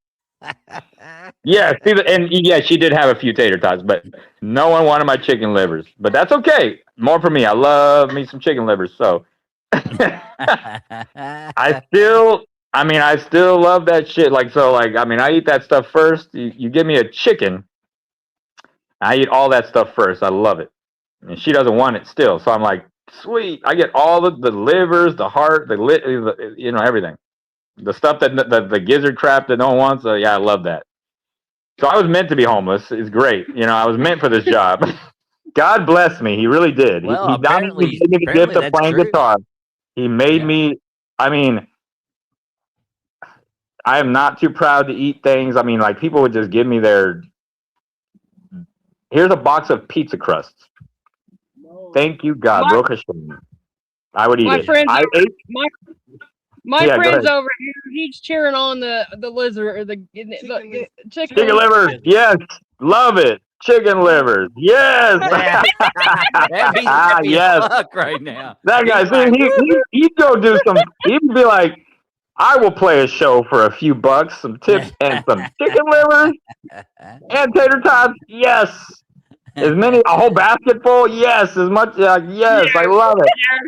Yes. Chicken liver. Yeah, that guy's legit. I love it. But yeah, so I played that show for that.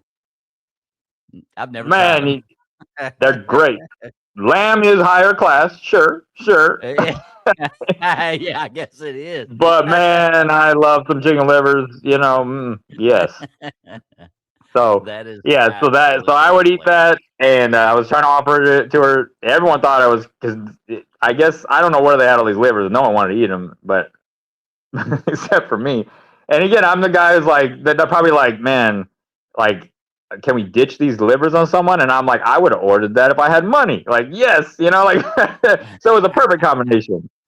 So anyway, she eats some tater tots, and then I finished my chicken because I was like, I gotta eat. Like, I don't eat all day. I starve myself for this. This is how I live, and so I really want it. I need to eat this right now. So like, we can't go anywhere yet. Can you please wait and not leave, and we can go play pool after this? Like, because like I said, I still starve myself most of the time. To this day, about to remember how hungry I am before I play a show. So like, but at that time I did. I only ate if I earned it, and on the day of a show day. So I would be starving. So I ate my chicken livers. And then like there's only like maybe 2 pool tables there. They're using them. So like, let's go somewhere else. So we leave, and we hung out the rest of the time, playing pool, talking at a different place. And yeah, and I don't know. It was also because I had been there so many times. I walked into this bar, not the one her favorite bar, a different bar. And the first thing they're just like, Graysin! Everyone's like screaming my name. And I'm like I'm some kind of cool popular guy, which is great. I got this girl with me trying to impress her. You're like, what's up? Yeah, like she's already like, man, this guy's legit. He gave me chicken livers and tater tots, and now he's gonna take me to play $1 pool at this this bar. And then everyone knows him. Wow, this guy's great. Like. So at least I wasn't lying. I've been to your town many times. You know what I mean? Like, yes, see, people know me. I've been here. Like, that's not a lie. So that was cool. They made me feel really good. And so then we played pool, and we just pretty much never left each other since then. We were always, like, I told her I would, after I finished my tour, which I have to play these certain gigs, and I had a Texas tour as well. So I said, that's going to suck. I'm going to be gone for like a month and a half or something. And but I said, after that, I will start to plan my tours around your town, so that I can like de-loop, and only be gone like a week or two, and then boom, I'm back in your town, and like this, like make all these loops around. Because I said, I this is how I make money. It's my job. I can't stop. Right. And so she was like, okay, cool. So that's kind of how we just hit it off. Just kept hanging out. I'd leave, come back, leave, come back, and that was over the next like. I'd say maybe 2 months before I went to Texas. So we had a few, we spent, some time together. Not a lot because, it's tough. She had a job, so she's at work again, I'm there during the week and she's at work. And then I have to go play gigs when she's off. It was tough. And we don't know each other that well. And you're going to invest in this guy. He's homeless, but she loved me. She took a chance on me. So it was great. Yeah. This is an awesome story. It is. Yeah, thank you. It's a really nice story. And then I go to Texas. So then, and that was tough. That strained our relationship. So that part of the story. So, so understanding a musician also, like, yeah, there's one thing. Okay, I like this guy. He's cool. And yeah, he plays music. Yeah, he makes his own money. But to really explain that to a real person, because again, musicians aren't real people. Right? That's not a real job. It's a blessing. It's something you do, but like people just don't get it. Like they just think you're just fucking around or something. Like, why are you doing that? Like, I don't know. So like gig. So I went down to Texas. Winter. Texas can't handle winter. No. So it gets cold. You got that right. I experienced it firsthand. Yeah, so it gets cold, like it's gonna freeze. It might get ice. Shut the town down. I'm like, damn. At least up in the south, they at least let like blizzards happen and a few people crash and fall off the road. Then they're like, okay, let's shut it down. But like the Texans are like, we might. My water line froze. Yes, exactly. It might happen. It might. They do it before even. It might happen. And so. They shut down all my gigs, and I'm like sitting here. So I'm living at this bar, not the first bar. This is the second bar, another bar that I lived at this time, and it was my favorite place to play in San Antonio. It shut down since I've been gone, but No, that's because I played at a lot of places like that. Because if they took a chance on me, probably not the highest end place. It's just kind of my style. I'm kind of a down low guy. I'm not famous. I'm not in a band. You know what I mean? I'm a one man show. So like a lot of the places I played were kind of, dive bars and stuff. So this place just shut down, but I was living there.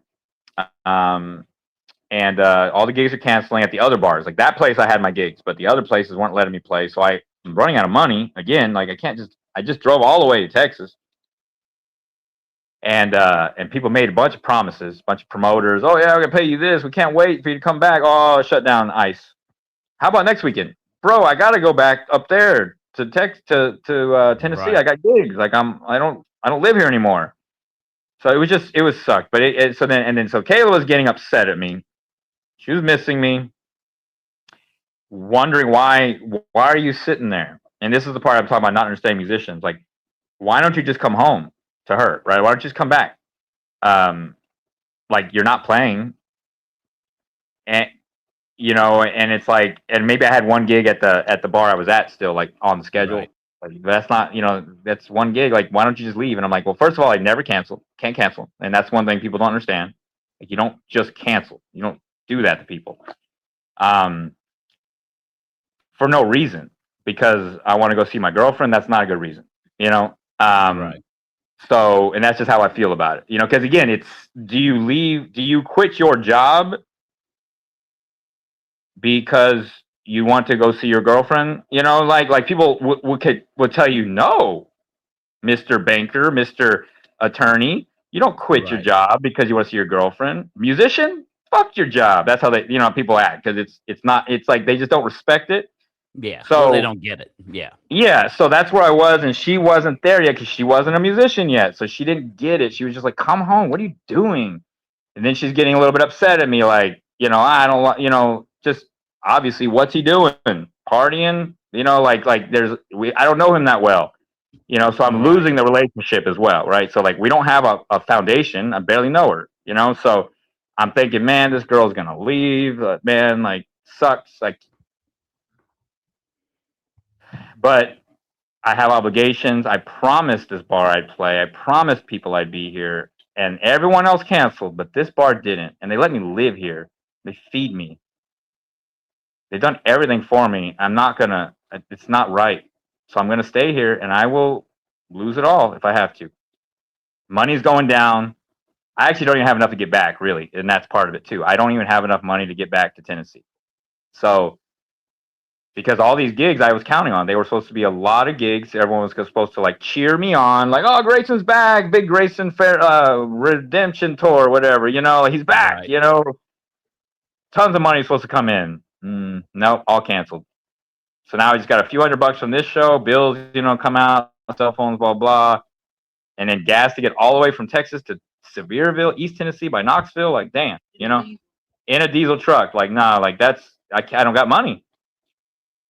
So I'm scrounging around trying to get tour dates along the way. Like, can some bar, please? I can only make it to probably middle Alabama. So I can, anywhere. So I'm looking for gigs anywhere from Texas all the way to middle Alabama, as far as I can make it on the tank of gas I got. And so yeah, so I'm losing my relationship, all that. So then it was tough. So I wrote a song. It's called Blues Man. So if anyone listens to that song, that was the second time that I really just I prayed to God again, and I said, I really just I had to make a decision. I said, so should I continue this journey? This is the second time this has happened to me, and I can't seem to rely on the bars. Anything, like, it's just such a gig work life. It's so hard. Should I continue this, or should I just go back to work?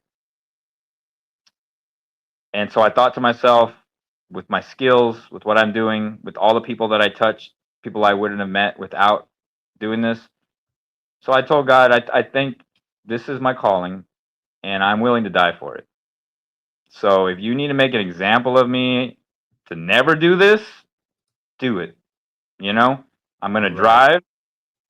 when my tour is over here, when I play this gig, I'm going to drive to as far as I can get. And if I end up on the side of the road and die on the side of the road and they find my body, they'll say, don't be Graysin Slade. And I'll save someone's life. You know, some child will not do what I did. Do it, God, do it to me. Or save me and say, follow your dreams, children. You know, whichever one. I don't care because you're God, Baruch Hashem. You do what you do. You know, I'm just your servant. And so I just came to terms with it. I said, no, I will never work like that again. I will not quit doing music. Nothing will stop me. And I'm just going to ride this thing out till I die. Natural causes or through the music killing me, you know, whichever one it is, you know. So I made that decision, and I will lose women, love my life, whatever. If you don't want me to be with her, she won't be with me. If she wants to be with me, she'll be there when I get there.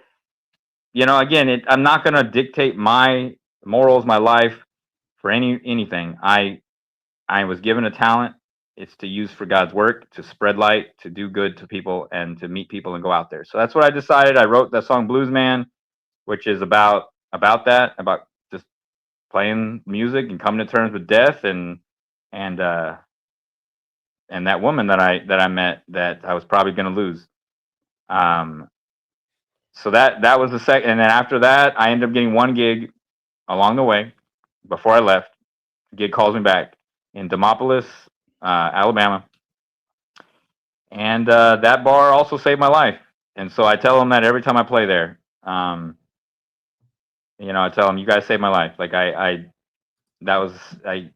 couldn't have done it without you guys. Nobody called me back, and I got there, played the gig, got the money, lots of tips, great show, and got all the way back to Kayla after that. And when I got back, that's when I taught her how to play the bass, and she joined the band.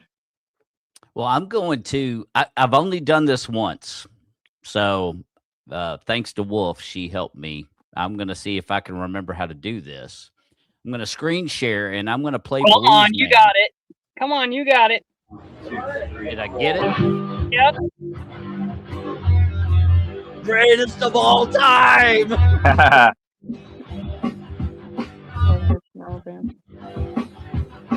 Yeah.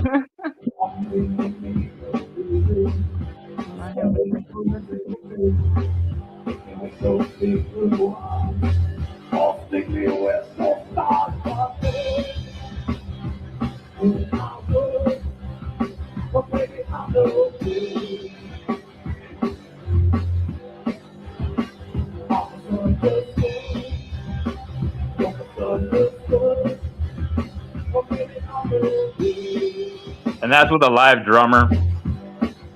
That's not how I play it now, but it's right. We have different ways to play the songs, you know. Now is this I can't tell obviously because we're coming from the backside. This isn't Kayla, is it, or is it? That's Kayla, yeah. I had red hair. She has red hair, she says in this one. Shocked, Kayla. Yeah, that's Huntsville, Alabama. My favorite place in the world, except for Indiana. That was my favorite place. The map you had on your Facebook showed a lot of activity pinned in Alabama. Yeah, Alabama was my favorite. It's my second favorite place, but only because Indiana beat it. But up till literally a few months ago, Alabama, greatest place on earth I've ever been. No doubt. Yeah, so many gigs. People love me. It's great there. And that's actually the first place, that bar right there is the first time I ever admitted I was homeless to anybody. Because I used to just keep it a secret and be like, bye, you know, like that. I'd leave town. No one knows. No one asked. Right. But there, they were like, where are you staying? And I'm like, over there. Where? You know. They're like, the back room. Yeah, they're like, where? Like, I'm like, just, you know, over there in the parking lot. They're like, so you're homeless? And I'm like, yep, I guess I am. You know, I was like, I never tell anyone that, but yeah, I am. So yeah, so that was the first place I ever admitted that. Looked like a cool little place though. Oh man, that place is great. That's one of those places too. They'll chant my name if I walk in. They don't got chicken livers. They give me chicken tenders there. Oh damn, you moving up in the world. Yeah, that bar gives me chicken tenders. Yeah.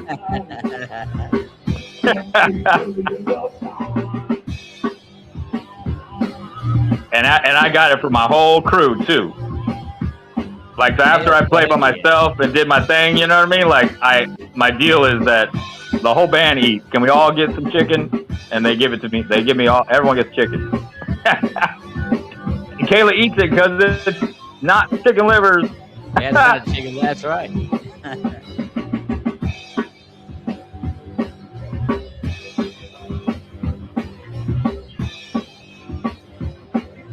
Now, how long has Kayla been playing bass?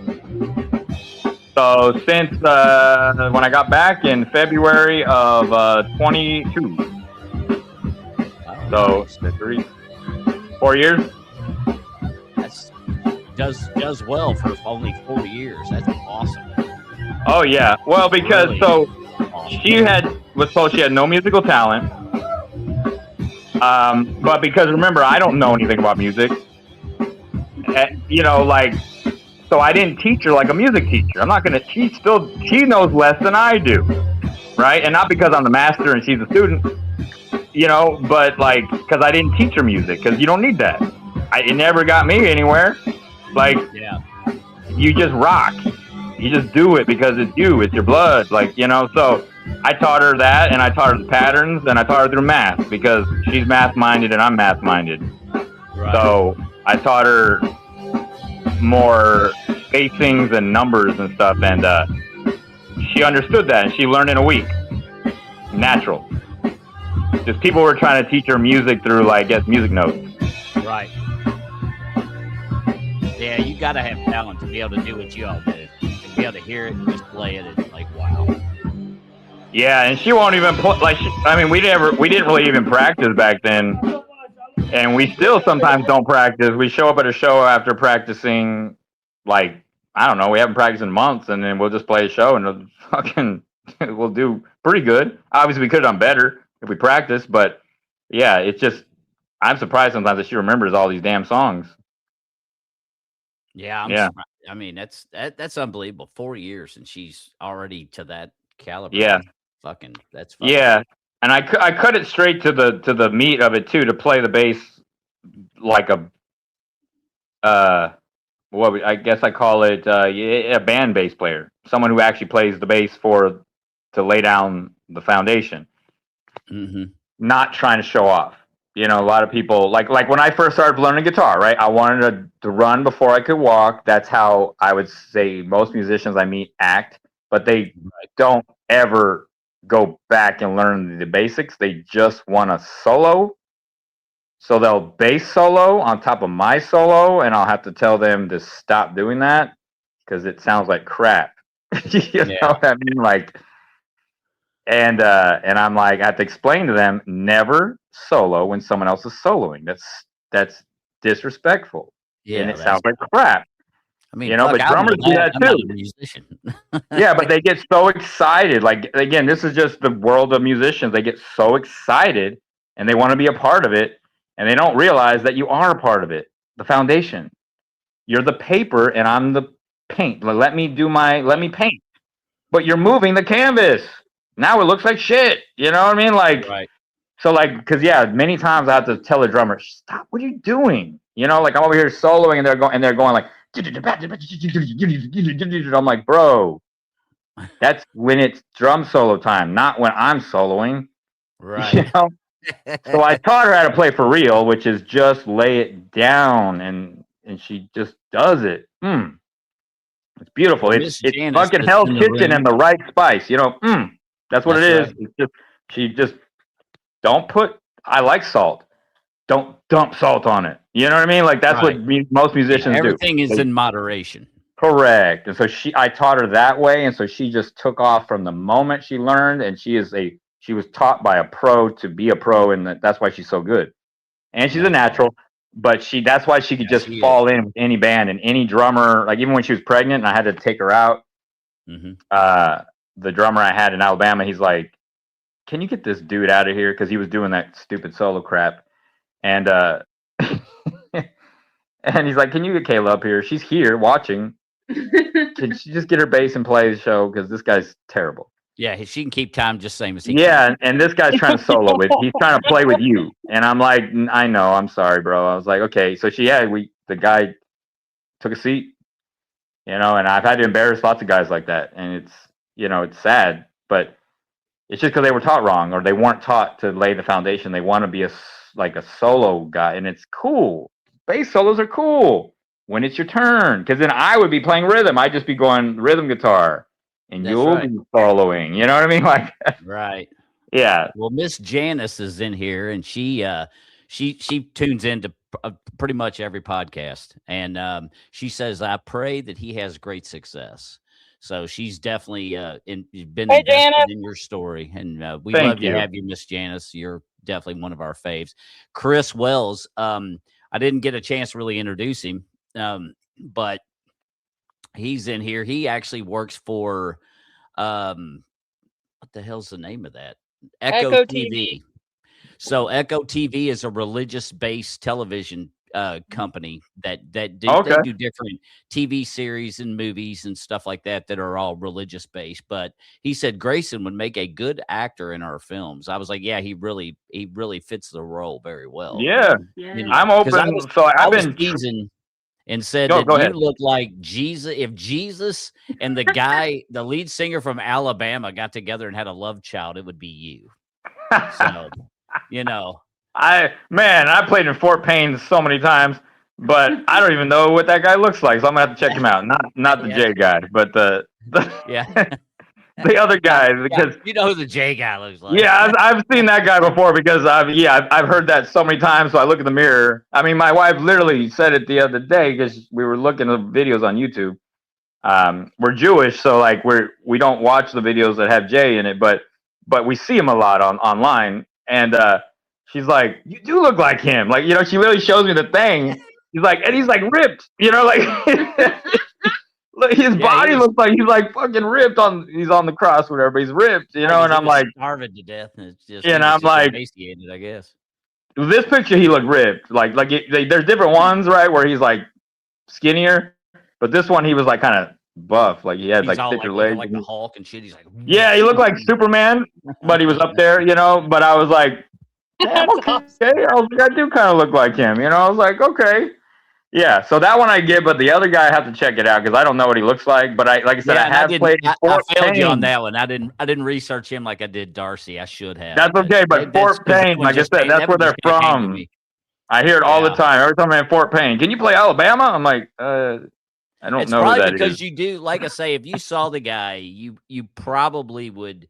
You would probably be like, okay, I get it, because he's got the beard, and his beard is about the same consistency as yours, same color hair, obviously. Well, now he's not. He's old. So, he's older now. Yeah, he's gray now, but he's not as dark haired as he was before, but incredibly talented musician nonetheless. I cannot. Awesome. Randy, what is his fucking name? I can't believe I can't think of it. It's Rand. I think it's Randy. Something. Maybe someone will type in. They'll tag in or something. Let you know. I'm having a huge brain fart, but anyhow, the so essentially, I guess then, pretty much after you had dealt with a lot of that going and comings of all of these different people, once you got Kayla where she was at, that's when you just kind of adopted her as the actual true basis, the one that was going to be there for the long haul. Yeah. And so again, we're just dating at the time, growing, getting more serious. Mm-hmm.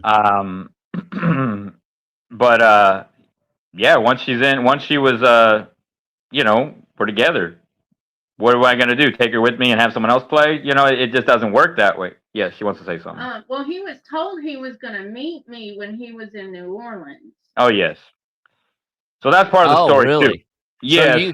So you were supposed to way back then, but it never matriculated. I guess. Never happened. So you were just like, you know. Well, so I was told I was going to what was it? I went through New Orleans on the way back. It was a few months before we met. yeah, a few months before I met her. Yeah. So I was in New Orleans. I went to that Mary Laveau's shop. It was like a witch place or something like that.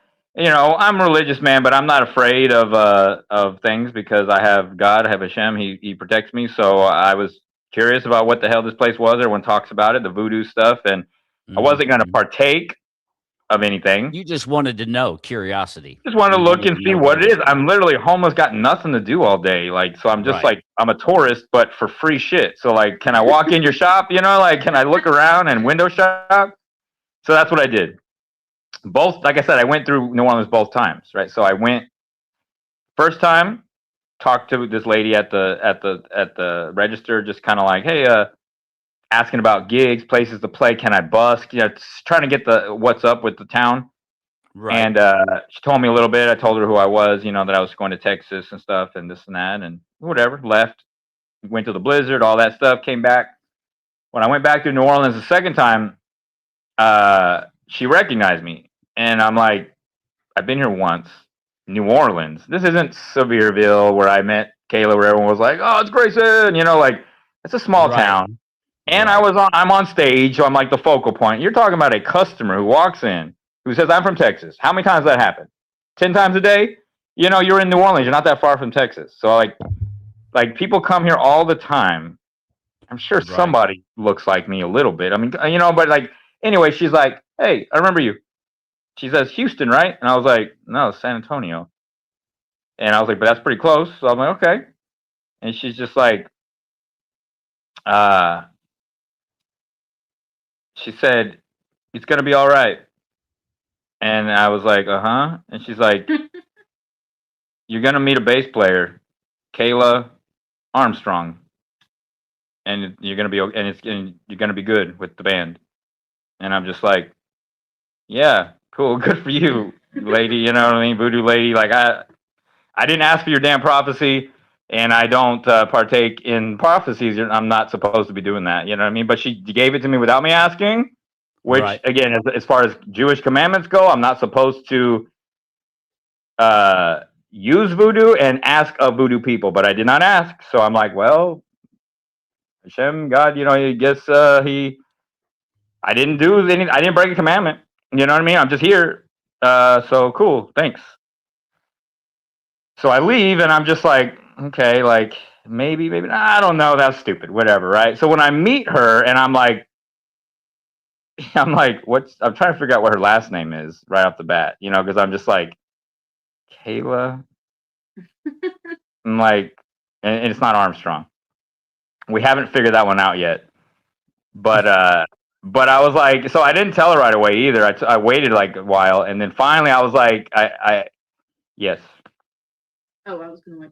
Okay. But, go ahead. Yeah. So it was my friend's idea that I play the bass. I had a friend in Texas when we went to Texas. Mm-hmm. And it was really? Yeah. So anyway, I was trying to find out her last name, and it ended up not being Armstrong. So we still we've dabbled in it. Like, what does that mean? Is it because you're, you know, just trying to figure that other link out? I was like, maybe Armstrong's the other. Maybe there's a drummer Armstrong. I don't know. Like maybe that's part of it, or you know, she wrote her name one time on my arm before I told her. That was when I told her the story. She was drunk or something, I think, and she wrote her name on my arm after a gig, and I was just like, I started laughing, and then she was just like, what? And I'm like, let me tell you about this weird thing that happened in New Orleans. And I tell her, and I'm like, it's just, I don't know if that's part of it, but like, I don't know. We never got that part. But again, yes, they told me about that in New Orleans. So that was a weird prophecy that happened, and here she is. But yeah, she's the bass player, and yeah, it's one of those things. What am I going to do? You know, you're together. As long as we're together, we're going to play. You know, that's so a rad photo right there, she knows my songs. Yeah, and she's really come into her own because again, she started doing it more because it's like like a hobby. Like, let's spend time together. Okay. Mhm. She didn't know she was going to learn how to play. She was told she had no talent. So she did it to hang out with me so she can go on the road with me, be with me, playing my songs, just it wasn't her thing still. Like I said, it's hard to understand a musician. And so she wasn't all the way there yet. Like it took her a long time. I feel like I would say recently, actually. So we've been playing for like 4 years. Recently, I feel like she now feels like it's her thing too. Like we're a team. We are taking on the world. Because yeah, we toured, we had fun, all that stuff, but it was, my business and you're my employee kind of thing. Right. That's how it kind of felt because it's like I gotta play, I gotta be here, regardless of if you're having a bad day. Whatever happened. Again, there's been times where we had arguments. Obviously, we're together, right? You know that you argue with your wife. Everyone argues, right? Oh yeah. But you Yeah, work together. I was a pretty big asshole last weekend to my wife, and I apologize to her for that. And I was And that's having good. a bad, Broker said, I was it's having always a good to bad apologize. moment, and the frustration got the better of me for sure. So Yeah. but, I've got So a very understanding wife. I've been there, right? So we're at a show, argument happens, she quits, and I got a drummer too, so now I can't let the bar down and I can't let him down. So I'm like, so I picked up her bass because you can't play guitar with like drums, sounds stupid, like it just there's no foundation. It's too light. So I was like, I'll just play bass on her backwards, her right hander upside down. Because, I can't even put the strap on. I gotta like hold it all weird. And I'm gonna play the bass with the drummer, and we're gonna just rock it out. And because I don't cancel shows, and no one's gonna tarnish my name. I don't care who you are, And I feel you. again, she knows that everything, you don't disrespect. Like that's again the Jewish way. Never disrespect. Yeah. Everything's about respect. So it's just she knew that going into it, and so when she would have an issue, that I would jump in and I would do that. Now I didn't play a whole show, but I might play a song, half a song. She'd come to her senses, come out and finish the show. But these are the things that we went through on the journey that led to now, after taking a break, having the child, missing it, and then coming back to it, where we're stronger in our relationship. I feel like our bond with God is better. Everything is better. We played a show in Florence the other day. Maybe it's been a month ago. I don't know now, but Now that wasn't this that was place, the first. was it? No, that's University of the Cumberlands in where is that at? Tennessee. That would be Kentucky. Lebanon. Okay, Lebanon. Cumberland Lebanon, University. Kentucky. I think so. Right outside It's a cool Nashville. ass fucking place, man. That is like that's some really cool tray ceilings in there, and I mean, it's It's historic it's a building. really neat place, man. Yeah, we got to play some cool like college tours, and my boy's there. I think under my jacket or something in that one because again, I don't show them online. He's in my pocket.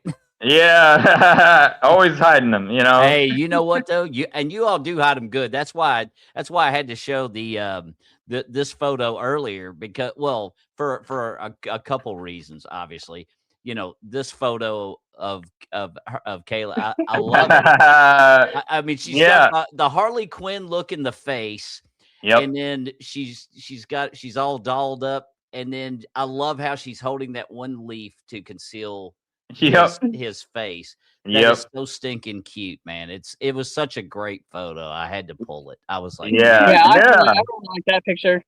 But again, the white eyeliner, I've never seen that before a day in my life. And I was like, what the hell? I mean, when I saw it, I was like, she is just so intriguing. So you all got a great combination together.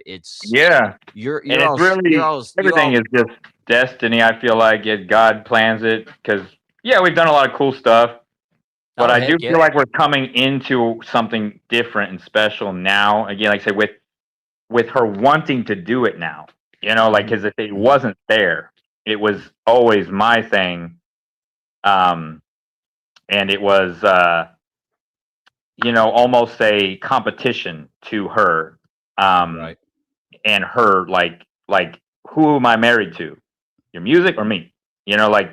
So it wasn't like we do music together. It was, that's the other woman. Fuck that. Like, kind of thing, and so it was a weird situation, ups and downs. But this time in Florence, like I said, when we came back to it, because I said our faith in God is so much better now, our relationship's better. Having a child and not being able to play for a while, seeing me not play and giving up my whole life into pretty much, again, my whole life, I'm dead, without it, like a walking dead man. To see what I did for this family, she was reborn, and she was like, I want to do this. This is us. Let's fucking rock this. Never seen her feel like that. Never seen her want to practice. Never seen her want to, build this band, build my name. It just, we're going into something special. So from now on, it's going to be even bigger and better. Don't know how, but I can feel it. And I love it. we had to get through all that, though. That is the tough side. So if anyone is out there, again, just this, I like to just give warnings, and this is my story, and hopefully you can get there quicker than I got there. But when you work with a loved one, with your wife, your girlfriend, whatever it is, and it's going to last, right? Because again, there's always ones that break up and blah, blah, blah. Okay, but let's say it's going to last. You got to get through that. Like, you got to figure out how to make it both of you, and you can't force it. You can't force it. You can't just play because you want to spend time or it's your hobby together. You gotta believe it in your heart. It's hard enough. It's just hard enough when you're good and you love it and you go all in. Right. At anything not all in, I mean, it's literally from 0 to 100. Like, you might as well just quit. Like, you suck. Like, no, it's not gonna work. Even 1 ounce of, you have 1 ounce of fear, 1 ounce of doubt, anything, it'll tear you up. So again, if you're out there with somebody, your significant other, find out how to buy in, both of you or all of you, whatever it is, whole family band, all you got to buy in. You can't be the Jackson 5 and yeah, you're good, you're talented, but you don't want to be there. You want to be playing with toys. You know what I mean? I want to go home and go to the playground, but my dad's got me on stage singing. Like, I don't want to do that. Like, that's how it was. It's like, we got to be there, be in some town. What fucking town? This stupid ass town? I hate this state. I hate these people. Like, you can't, no, that's not gonna work. So you got to find that, these are my people. I love these people. You got to love it. You got to love it, or it's not gonna work. So that's just my advice to anyone playing with loved ones, family. That's how we've gone through a ton of troubles to get to where we are today. Because there's stories behind every picture, every show. Oi. Yeah, here's another great photo of you two. I love this photo, so I had to pull it. Wolf, you'll appreciate this. It is such a great photo. Oh Yeah. God, I love that picture. That's so cool. Yeah, that's a good one. That's a really good one. I mean, it really That's, is. I think, Elkin, North Carolina. No shit. I loved it. Yep. And so now they're on trains too. Trains are cool as shit. So I was like, yeah, man, that's just badass. So now my family, my drummer, my wife are on this journey with me, right? And when we're at, like, let's say this picture. Well, now I've upgraded. We're not living in the truck, but we're living in hotels, right? But I don't got no money because my business is not doing so well. It's a musician, So we have to check out at 11. You know what I mean? But we don't play until 8 or 9 o'clock at night. So what do? Photo shoots. You go find cool spots to take photo shoots. So, and here's one of them. All of this, starving myself also because I don't eat until the show. Like, doing all this shoots. It's hot as fuck out. It's North Carolina, humid as hell, and we're doing these shoots, and yeah, that's what we would do until we could get into the bar open usually, so I could get in the AC. You know what I mean? So like they open at like maybe they'll let us in at 6. You know what I mean? Okay, let's go at 6. Right when it opens. Until then, we gotta find something to do. So we're just chilling, going places. Sometimes we go to a travel stop, sit in the AC, play other phones. Barnes and Noble, restaurants, but like ones that are at like grocery stores. You know, like you go to the Subway at Walmart and sit there. You know what I mean? So you can chill. You know, like but you're not eating. You know, you're You're just sitting playing at the there. Starbucks at Target. And Yeah, 1,000 times. Yep, every time. Yep, that's where I'm at. Yeah. So that's what we do. So those pictures, they have so much stories behind them. Yeah, and then also again, so that story too. We're playing the show. I think Kayla got mad at me at that show, and it starts storming rain. She runs off into the town. Don't know where she is. And I have to go find her in this town because with me and the drummer, and I tell the drummer, hey, I'm sorry that this happens, that you have to be part of our drama. But yeah, she got mad at me and ran off into this town in the middle of the night in the pouring rain, and we had no gas, so I had no gas. Like I literally got there, where I was like, I don't even know how to make it to the show. I gotta get gas. So the first thing I had to do is go find a gas station because I don't have gas to go look for her. So I have to go find gas, which I had to drive fucking forever because everything's closed in these stupid small towns. You know what I mean? Because like they only they roll the streets up at night. yes, and some of them only take. They don't even have the thing where you can pay, or I only have cash, and I don't have a card because like I just got paid in cash. I need to put gas in the tank with cash, and your store's closed, but your pumps are on with the pay thing and I'm like, it's just it's terrible. So I'm driving around. So she's wandering off probably for an hour while I'm trying to figure the other part of the. I left my phone in the car because it was pouring rain. Yeah, she left her phone in the car because it was raining. So she's So you wandering couldn't off. get a No, hold of no. her either. Yeah. Yeah, and yeah. So that was the story. After that, after spending all day taking nice photos and beautiful things, and then playing a show. Now at 1 a.m, I'm looking for gas, and she's wandering off, and it's storming.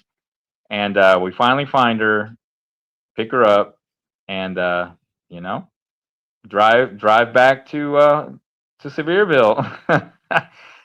Once again, that's the story of being in a band with your wife or your girlfriend or whatever. Like it's crazy, and you have to. If you want to do it, it's so hard to keep it together. It is so hard as the leader of the band. Now, who made this? I believe was that Ashanti? Oh, I like that. Oh yeah, that's AI. It's AI, but it was by one of our fans, Ashanti, just someone online. I've never actually met her in person. Yeah. And so she used AI. I guess when that stuff was popular, they keep coming with these fads where people change their profile picture, and she made that of our thing. Yeah, and I was like, oh, that's awesome. That is Love cool. It. Yeah. I but like yeah, the detail so that's of her hat too. It's got all the intricate weaving. Yeah, yeah. And the hair, like your hair it's they really real fine, fine details. Yeah. I thought it was a cool photo. Yeah. But yeah, so that's part of the out there, the advice for musicians, like how to get started, what I did, the charity shows, the playing what people want, and keeping it together with family members, and that's just part of the journey. That's just where we were. Like that's not even up to where we are now. I know we've been talking forever, but man. Oh heck yeah. Now this photo, obviously this is more recent. Oh yes. And so this camera, like that's a nice camera system you have there. Now what Well, that was when I was on the news video. What was going on in this shoot? So I was on the news. That's the news camera stuff. Like that's in Bowling Green. I was on the whatever news that is, NBC or something. So that's like a really nice professional camera. Yeah. Now, what were they interviewing? Was it about music or was it something completely? Yeah. unrelated? So I had just moved to Bowling Green, and so my mom passed away, and I wanted to start a foundation for her. That provided, I wanted everything to be free. So I had done very well, again, just getting things situated for myself. playing gigs, felt so blessed, had a boy, all these things. Just so I think I had just played a college tour, just blessed. Yeah, I had played the college tour already. Yes, 'cause I was blessed. That's why I moved there because I had been there in that town at WKU. So uh, we moved there, and I was offering free music lessons through my nonprofit in my mom's name, the Julie Morris Foundation, and they heard about it, so they wanted to come talk to me about my story, my foundation, and just chill. Yeah. That's And cool, and man. so they had an interview for me, and I played one of my songs on the news, and I served her falafel, homemade. Yeah. That's awesome. Nice. Yeah, it was a good day. Yeah, I think she works in Nashville now because she was like actually a really good reporter. Like it was rising up, and I think she ended up getting a job in Nashville. So went from the small Bowling Green to a bigger market. Now, ask Kayla, what's the story behind this? It looks to me like she loves to also dress up. Oh, that was back in my college days. I worked for so this girl that I went to high school with had started a princess company where she does princess parties. And Yeah, though you had the photo like of you with like all the Disney princesses, all of them. yeah, so I that was think that her was on yours. company And of in course, you're Tink, obviously. Richmond, Kentucky. Yeah, Gleam and Glow Princess Services. But I love that photo. That was at I think they were having a fair or something in Richmond that day. No, you look great. I mean, you look just like Tinkerbell. I thought it was a great photo. And Thank now you. that kid was that kid someone you knew, or was that just a kid that happened to be at the event? Just someone at the event. That's cool. Yeah. You had to stay in character for a while. Yeah. I got really sunburnt that day. I think it was a 2 or 3 hour gig. Oh boy, I bet you did get lobster-fied, didn't you? Yeah. Yeah, it's a great photo though. I saw it. I thought it was just awesome. When I first saw it though, I didn't have my glasses on. So I was making sure it wasn't a more current picture of your kid and with the face showing, but I was like, nope, I'm good. So I thought I'd pull it and use it. Yeah. Absolutely. And then of course, you have now I'm not sure where he's playing here, but I love how your hair is just a hot fucking mess, brother. I love it. Look like you just been headbanging your ass off. And I just Oh love how yeah. you. Well, that's 4th of July in Texas, so Oh, it's no doubt. probably 110 degrees Ooh, and shit. 2020. So yeah, this is one of the gigs that I got to play outside. So this bar, okay, so that's actually a great picture. Actually, that's a good story. How did I? Why did I pick the South? That this place got me that. The reason why I picked going to Alabama, Tennessee, is Mhm. because they contacted me because they heard about me because I was the only person still playing in San Antonio, which gave me a lot of love and a lot of hate. 2020, right? Line in the sand, right? You either hate Graysin Slade or you love him, you know? Mm. And this bar, biker bar, outside in about an hour, maybe 45 minutes outside of San Antonio, having a 4th of July, we love America, fuck the world order and all that, like kind of a party, like fuck COVID Right. and your rules and your government. We're bikers. We do what we want. Come and get it. And so and they specifically contacted me to play the show. And I'm Yeah. like, you want the Metal City Madman to come out? Yes. So this one wasn't the Tom Petty stuff. This was my normal set, but I added that in there too, I think. Uh, but uh, but yeah, so I rocked that show, and then the people were it was a huge thing, a bunch of people there, fireworks. It was a good show. And then after that show, I realized the type of people who are my fans, and I thought I need to go to the South, not Texas, because it's not the same thing. I need to go like country, like outside. Like again, this place, Bandera, Texas, outside of San Antonio. Not so I'm not gonna be going to, I went to New Orleans, but I'm not shooting for New Orleans. Miami. I'm not shooting for Atlanta. I'm not shooting for cities. I'm shooting small town Alabama, small town Tennessee, small town Mississippi. Like I'm trying to find, like I'm like, okay, where people are outdoors, come and take it, rock and roll. We don't stop partying because you told me to stop. This is America, like.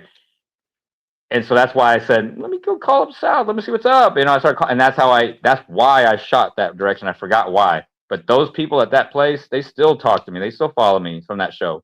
That's cool, man. That's Yeah. really cool. Yeah, because Yeah. I figured you were from Alabama based on, like I say, that map had so many pins. I was like, well, I guess he's from there.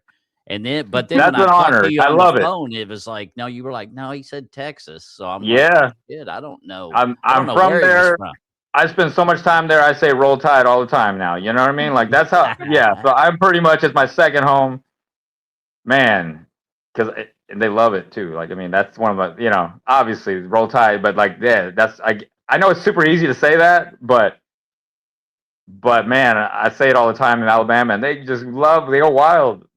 They go wild. Anyone can do it, but like I don't know why. I do it all the time, and they just are like, this guy's legit. Fucking roll tide, Oh, hell And it's yeah. not on, and yeah, we just rock out. And then I do it in Tennessee too, and they hate it. And I'm just like, yeah, whatever, because they don't like, some of the places don't like me. Like the Vols fans don't like me, so I'm like, you know what, roll tide. How about that? It's a way to get back in their good graces. They're like, oh, well, he likes. I mean, because you can't say too much about Texas. I mean, now they're getting a little better, but like back when I left, 2020, 21, 20, like again, you can't. If you say something about Texas, they're like, you're not even a contender. Get out of here. Now they're contending. But so I could go back to my Texas roots, but during this period of my life, Alabama was kicking ass. So I'm just like, roll tide. That's what I live by. Now, This is another good picture. So this one, okay, so this is another story. So 2020, I guess the first thing I was getting involved with these people who were like, fuck the government. Okay. So this was a ranch outside in San Antonio, but like just a little bit like outside a little bit, like where it starts to get country. A nice little ranch, maybe it was a few acres, not a huge ranch, just something small. But I got in contact with this dude, and he wanted to do something. It was called my Rock and Roll Speakeasy. It was illegal shows in San Antonio where we rock and roll, and everyone has to be. It's secret. There's no flyers. You don't really tell people. It's like you only. I don't post it online. It's more personal to people. Personal invite, and you have to be willing to deal with the cops if they come. The COVID police. Okay. The COVID police. I don't know if that's real, but like. I was just telling people like, hey, they say that they'll come get you. You can only have X amount of people, and they have to be 6 feet apart. And I said, I don't do rules. I'm rock and roll, so like, I don't care if you want to stand. You can stand 6 feet. It's huge, big property. Go stand over there. But if you want to be right up on someone, get up on them. I don't care. I'm not. America. You do what you want. So, rock and roll speakeasy. And so when my shows got shut down, I took the bill of the show and said, who wants to play with me? Come on. Like, let's take the exact same show, but we're not going to play in the city where they closed it. We're going to go to this ranch. So it was on a flatbed trailer. I put all the speakers, all the equipment. We put a tent, one of those, what I forgot they're called. Just those like them ones you pop up real quick. Yeah, that was the canopies or whatever. Yeah, canopy over it. Like I had a big long one that was like double the size, so it's like it fit like a huge amount. You put a whole band under there, and put all the things, the lights, everything, and we set up the sound system on a flatbed trailer, and then we had a party in the outside, and we rocked out. Rock and roll speakeasy. I think I did maybe two of them, 2 or 3, and it was just hard to find bands to want to do it with me. Making money was hard too, because it's like, you know, it's just hard to charge everyone. You really want them to come to it because it's like it's therapy, right? You had people committing suicide because they're stuck inside. They got nothing to do, right? Like during COVID time. So Yeah. like I just really was like, you know, maybe don't charge them, you know, don't charge too much or donation or whatever. So it was a little tough with that. It was more about the principle of it, that we do rock and roll because we're rock and rollers, you know, like we don't, like the system is not what we do. Like we got to stand for something. And so again, this is what I was getting involved in, these people, and that's why again I went to Alabama, because I was like, that's where they don't care. Roll Tide, Right. you know? Now, how long they a don't set care do about you nothing. perform when you do it? Do you perform? What's that? Do you? How long is your sets when you perform? So back in the day, so I had I think 4 hours of straight music, and yeah. So then I would play. I wouldn't take breaks when I was alone. I didn't take breaks. So it was 4 hours straight. I show up, play the whole 4 hours straight. Dang. And then so then Kayla got in, and now we have 4 hours of set with breaks, with 15-minute breaks. Yeah, but I have played. There was a story in Chattanooga where I played, I think, 14 hours straight. Well, not straight. Oh my God. Yeah, I took a break, and then it was what was it? The New Year's Eve. Started early. I showed up to set up, and I started early because I had nothing to do. I'm homeless, right? So I showed up early to get in the AC. Went ahead and set up my equipment, and then people were like, "Hey, you want to play a song?" And I'm like, "Well, I don't start till like 6 or 7." And it's like, I don't know, whatever, 3 in the afternoon. I don't know what time it is. And they're like, I'll give you, you know, money if you start playing now. And I'm like, yep, let's do it. You know, like I'm homeless, let's do this shit. So I start playing like at 3. Holy shit, dude! And they just keep giving me money. So I'm like, fuck yeah, this is great. Chattanooga's great. So I play all the way till, you know, all my head set. Now it's gonna 7 o'clock. It's time to start the show, you know. So then I play. Everyone changed out, so I start the set again. Play the next fucking set all night long. You know, I stopped for New Year's Eve.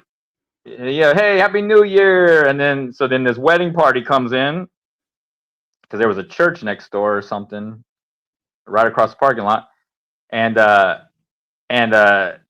like, "Hey, you're playing music?" I'm like, "Yeah, I just finished. It's New Year's." He's like, "What if I give you money?" I think he's like $100. He's like, "I give you $100.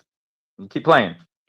Yeah, sure, man. I've only been playing for 8 fucking hours now. You know what I mean? Holy fuck! But I need the money that bad. You know, so let's do this shit. You How know? did you not blow your fucking voice out, especially doing fucking metal? I mean, Well, a lot of guitar solos, a lot of instrumentals. You know what I mean? Like, yeah. So it's I'm more concerned about my fingers breaking actually during this time, like because I did have to, not after the show, but later on in my career, I had to go to the hospital because of my inflammation in my hand from playing too many shows. So now I cut it to 8 hours a week playing shows. Yeah. And so but these are what I did in the beginning when I was insane and all that. But yeah, so then they paid me to play all the way to 2 in the morning. And I think because it was New Year's and no one cares, we played, you know, longer. So it ended up being 14 hours total. So I might have started at 2 p.m. I don't remember, but it was 14 hours when I counted it. I was like, damn, with just a little break in between for, what was it? New Year's Eve to say Happy New Year. Yeah. Watch the ball Yeah. drop. Yeah. So that was crazy, but 4 hours of music, I just kept playing it over and over and over because the crowd kept changing. But yeah, so that's what I did. And then, like I said, later on in my career, my hand started hurting so bad. And I went ahead and went to the hospital to ask them what's up.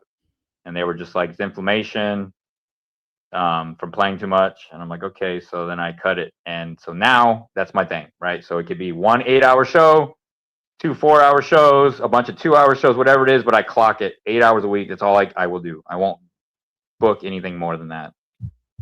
Wow. That's a good picture. Yeah, that's a good picture too. That's also a Morehead state. That's the one, obviously, where he had you can see his boy's Yeah. hand right there, hanging down there, fucking in his limp, Yeah. milk drunk state, you know. Yep. Yeah. But I thought that was still such a cool photo. You know, yeah, wearing your son on your back while you and the wife are playing. I just thought that was just so cool. I mean, Yeah, like, it was wow.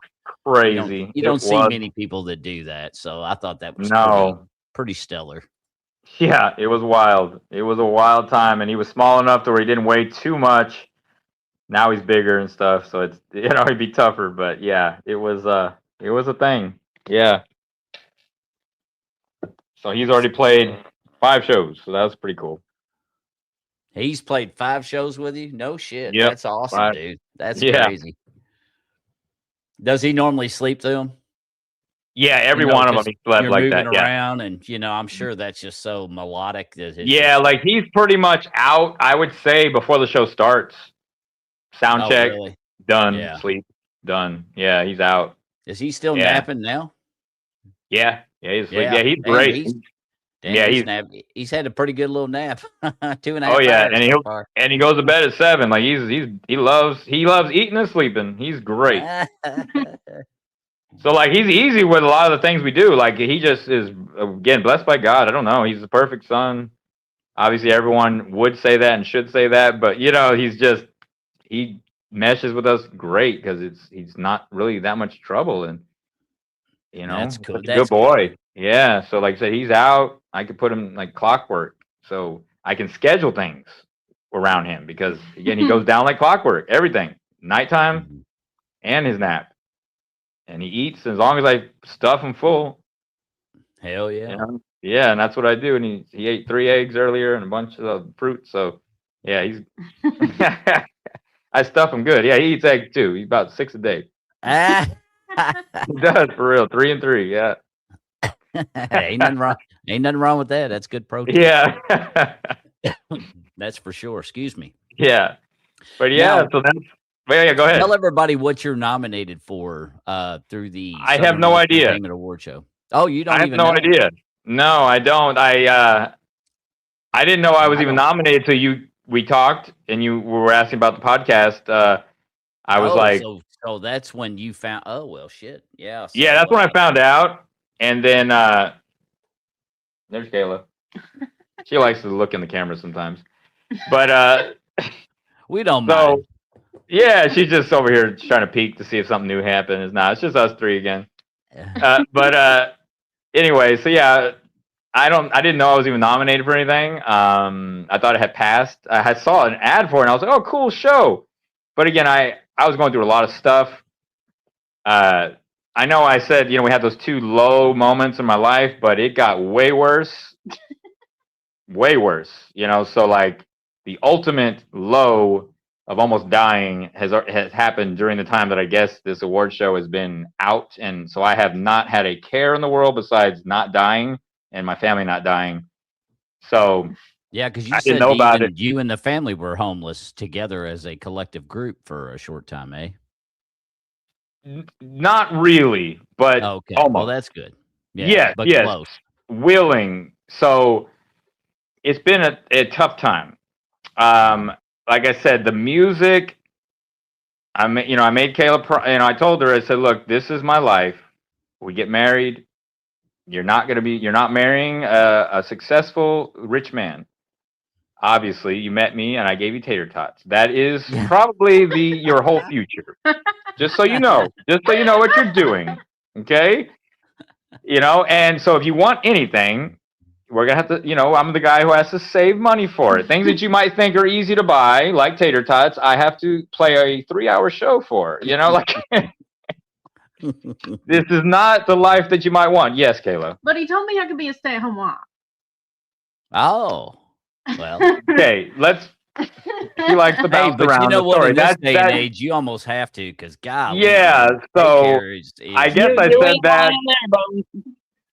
God, and said we're going to save money for tater tots, so you can stay home, but you're gonna have to learn how to ration your food, or because I don't got nothing. Okay, but anyways, the way it went, I said, I don't have much. The important part is I don't have anything. I don't got nothing but tater tots, and I got to save money or play a whole show for it. So if you want something, you probably won't get it with me. Do you want to marry me still? Okay. You want to have kids? They're going to grow up poor. Just so you know. I'm not going to get a job and do all these things for you. That's just how it is. I play music. You chose me. That's how it is. You know, like that's I put my foot down on that because I felt, again, God gave me this gift. God told me to do this. This is what I do. And just because I met you and you want to have a life, which I do too, but you have to come to terms with who you chose. You chose a homeless man. You know, like you're not going to change me. That's Well, at never least you worked in didn't the history sugarcoat it. of people. You know, Like, you know, You that's didn't never fill her worked. head with a bunch of false promises. Oh, So. no, I'm going to be famous and buy you something. Nope. You're probably going to eat tater tots, you know, and off For my your plate whole because I life. can only afford Tater one plate. tots and chicken nuggets. Yeah. And I'll Yeah. eat the gizzards. So I told her that exactly. Like there'll always be something you can eat. Just it may not, you know, the chicken part might not be the prime cut that you want. So, but she also doesn't like bone in stuff. So many I don't times either. I don't like bone-in either. I'm like, I hey, we can't got handle it. bone in wings. I guess I'm eating that, and you get the tater tots. Like that's how we live our life. So that's what I told her. She said, "Sweet, let's get married." All right, we got married. Let's have a son. Let's do it. Okay. You know, that was a lot harder than she had thought. So it, you know, broke her body and her mentally, and she had extreme postpartum. And I had to take the complete load of a lot of things, which even if I wanted to get a job, there would have been no time because I'm taking care of a baby full time and her. So our money just kept going down the drain because that's what happens, right? Bills. They don't stop They because you don't got a stop. kid. Yeah. You're damn right about that, brother. Yep. So I tried to stay afloat, tried to play shows. Like I said, she wasn't. It was her versus the music. And then she's postpartum, so she's a lot of issues, mental issues, fighting and things, you know, and so like I could not play a show, couldn't do anything, couldn't stay afloat, couldn't negotiate a gig. It was so I literally had to kind of quit music in because I had to take care of my son. Someone had to take care of him, you know, Yeah. and so money down the drain until it was all gone. And so when I knew it was almost all gone, I started trying to find plan B. What are we going to do? Because I know we're about to die or be homeless, but she doesn't and isn't taking it the serious way that I am. Then she came to terms with it after I, you know, told her, and then it was like, okay, we became a team, but it wasn't all the way there yet, but we became a team in the fact that we were going to be homeless together because I was like, this is what it is, you know, and she knew that it was because of what she was doing that I couldn't do anything like, and it's too late. I can't just go play a gig now. No one knows me. I haven't practiced. You know, you have to book 3 months out a lot of times. Like it's over. You know, like we're homeless. You know, and you have to come to terms with that. So we, you know, and I told her what was going to happen. We're not going to pay the rent. We're going to get eviction notice. It's going to take this many days before they kick us out. This is how long you have. So you need to get your stuff together, pick what you want, fill the one trailer we have, get the essentials, and we're going to go, I guess, live in parking lots like I used to do. And I'm going to and I said, I'm going to have to play music. I'm going to busk for money or something or try to get gigs because that's the only thing I know. And that's what I told you I was going to do. But like I said, even if I wanted to get a job, no, there was no way to even have 1 second to myself to even apply, show up. I wouldn't be at work on time. I'd get fired immediately. Like, again, it was bad, you know, like just volatile, toxic, terrible. So it wasn't like if someone's listening to the story going like, why don't you just get a job? Oh, so you're just staying with your morals and you said you wouldn't get a job. And even if I wanted to, no, couldn't. And if anyone's ever been in a situation like that with somebody that wouldn't let you do anything, that's where I was. Okay, Yeah. so she needed to really find herself. She needed to do these things. Baruch Hashem, I love God. He did this for me. I learned a lot. I would never give it up for a second. I would Yeah. never go back on what I did. I tell her this multiple times. I think I've told her maybe 3, 4 times that I would let you do worse to me. That's how good my life is now. I would let you do worse. 5 times, 10 times worse. I would everything, anything to me. That's how good my life is now. Well, that's awesome. And You got congrats something, for Phil? stepping up, because a lot of men won't. And you did, because a lot of women, man, postpartum is not it's not anything to be Yeah, embarrassed about. I mean, it happens to a lot of good women. yeah, And I'm Yeah. just glad that you stepped up as a man to help her through her situation, because yeah. she needed that. And you're a stand up, you're a class act, dude. So's your I wife. appreciate it. I just Y'all are wanted both. to explain just a little bit of my side of that. So Go ahead. what ended up happening once we had our baby and I Mm-hmm. saw him, I realized we couldn't give him everything that he deserved. And so we moved to our new place, and I told Grayson that I was going to pray and confess the sins of my bloodline and my family, and offer to atone to give our son a clean slate. And he Mm-hmm. supported me. He said, okay. And he held my hands while I prayed. And God put me through hell for a year, but I came out of it. Yeah. And that's the important thing, is there is a bright side after the darkness, And I as guarantee long as you stay together. then Yeah, and that was another promise I made her do too. Is that if we do this, like if we have a child together, we are not getting divorced. I don't care what your problem is. You know what I mean? Like I don't care if you don't like me, whatever. We don't do that because I grew up in a broken home, and I'm not doing that to my child because it sucks not having a dad there and having to teach yourself guitar because no one's there to teach you how to do anything. That my mom gave me a barbecue pit, lighter fluid, and some charcoal, and said, "Go teach yourself how to barbecue."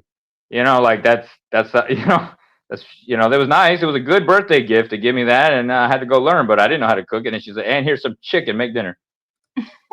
And then some random guy walks by and is like, teaches me how to barbecue. You know what I mean? And that's just that you would like your dad to do that. So I didn't want that to happen to him. So I made her promise that too. And that's, again, I keep my vows. And that's a Jewish thing too. You keep your vows.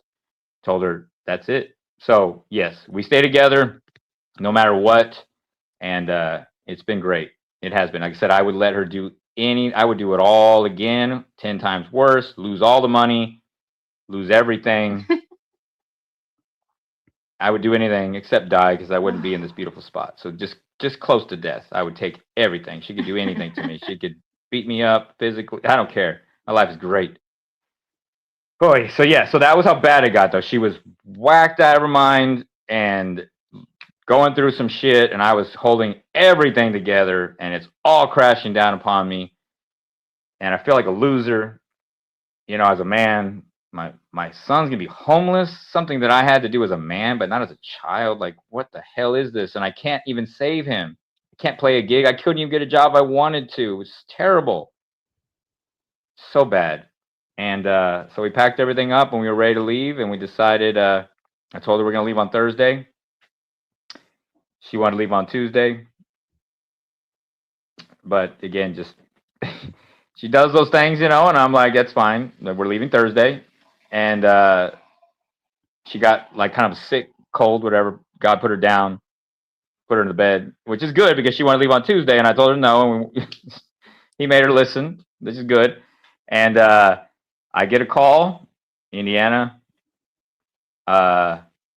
probably Tuesday, Wednesday, Tuesday thing. I get an email. Hey, you want to come to Indiana? Sure. Well, we'll talk to you on Wednesday. Okay, talk on Wednesday. They love it. So I'm praying at the time on Wednesday when we talk, right? So I have my tefillin on. If anyone's familiar with that, just when you pray, Jewish men in the morning wear tefillin.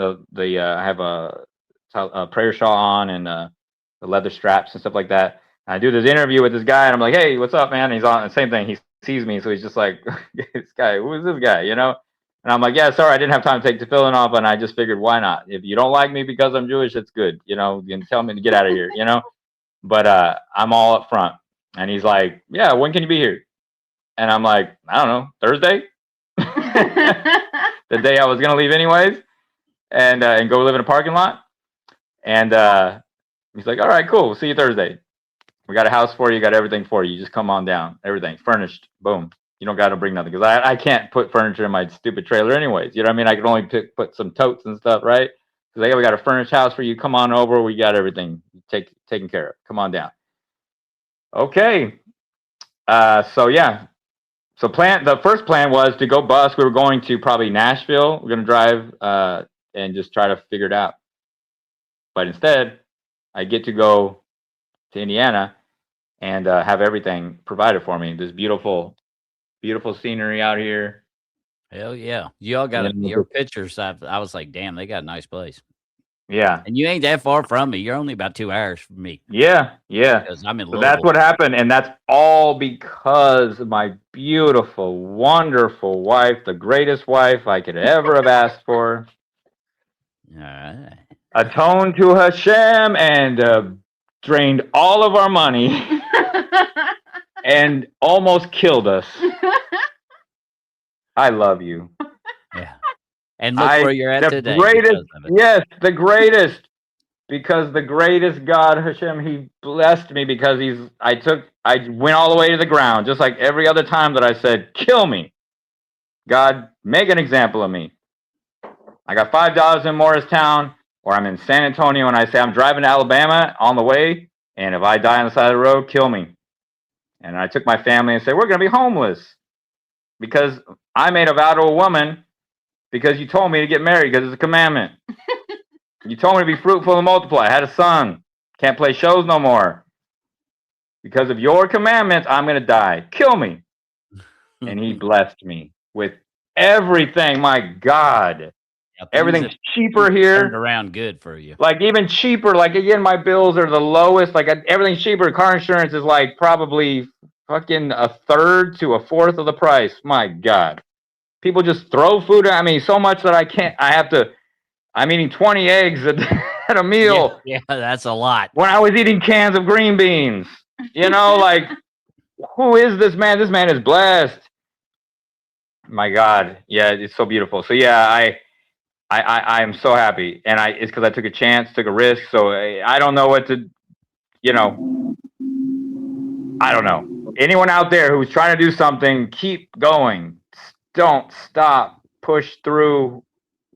And hopefully pray to God. If you know God, that's even better. But just keep going. It'll work. You know, you'll break through the barrier. Yep. That's all I can say. Every single time I've broken through the barrier and I've been saved somehow. Don't quit.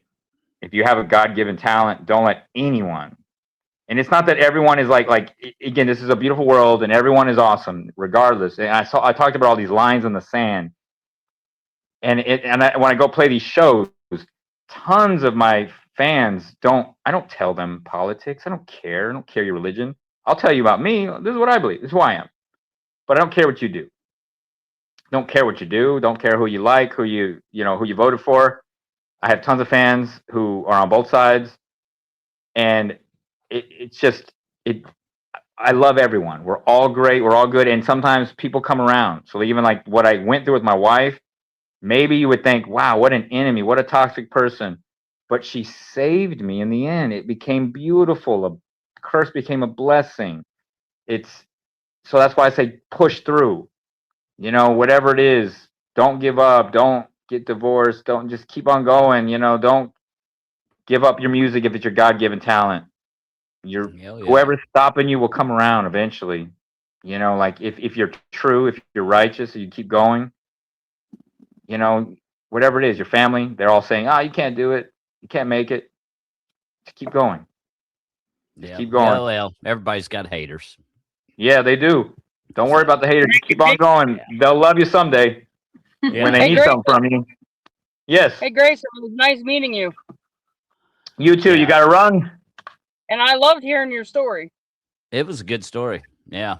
I knew it was going to be awesome after talking to him on the phone. I was like, Yeah, hell and that's how yeah. it ends. 'Cause that's where I'm at now, and we're just, you know, I'm just riding this beautiful, beautiful place that I'm at, and we're getting back in music and Working on a new project. working on some stuff. Kayla knows how to sing now. Also, again, this is just another blessing. Just so you know, again, people who don't know how to play music, no talent, told her was allegedly bass player, great bass player.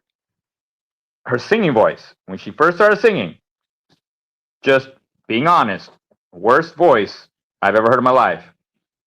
American Idol outtakes bad. Okay, you know, and that's just true. I'm just being real, and I told her that many times. And when she tried to sing, I'm like, no, that's really bad. Like you're terrible.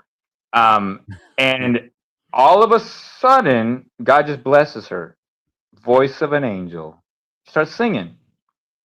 We've worked a lot. I've tried to teach her. So tough, but she now can sing. She figured it So out. now On we're her trying own. to work on some more projects where she can sing, and she has a great voice. She's not all the way there yet, but she's beyond what I mean, I've seen stuff in bars, you know what I mean? Like she's Mhm. definitely can sing in any band. She's great. I mean, like she wants, you know, obviously you want to be better, better, better, but and she's gonna get better. But I've never seen somebody turn around that sounds tone deaf. Like, you know, Well, those people in you American all Idol never improve that much. Like if you're on the right. bloopers, you're done. Don't sing.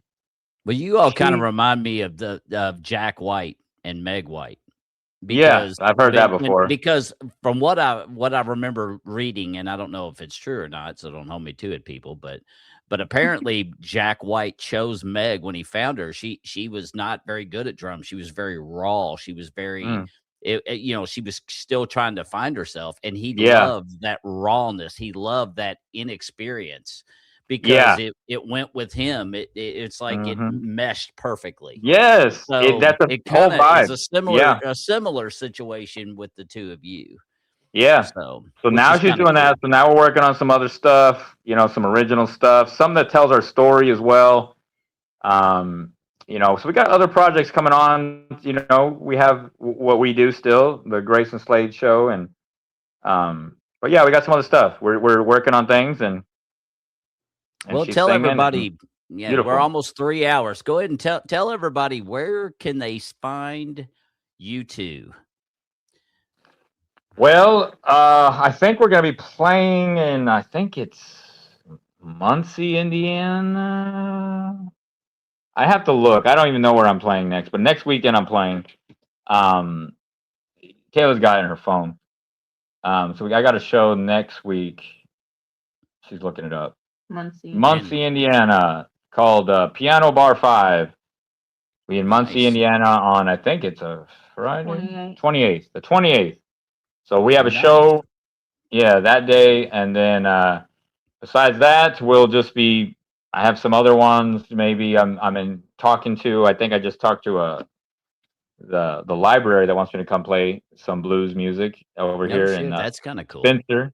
Yeah, it's like And just of course, you all are on all social media platforms, right? Yeah, I yes, mean, just all social media. Just look yours. my name up, Graysin Slade, Graysin with an I, and then if you want to get me on Spotify, things like that. My newest music, my like actual sound isn't on there. Can't really afford to put it on there. Or I couldn't afford a month or so ago.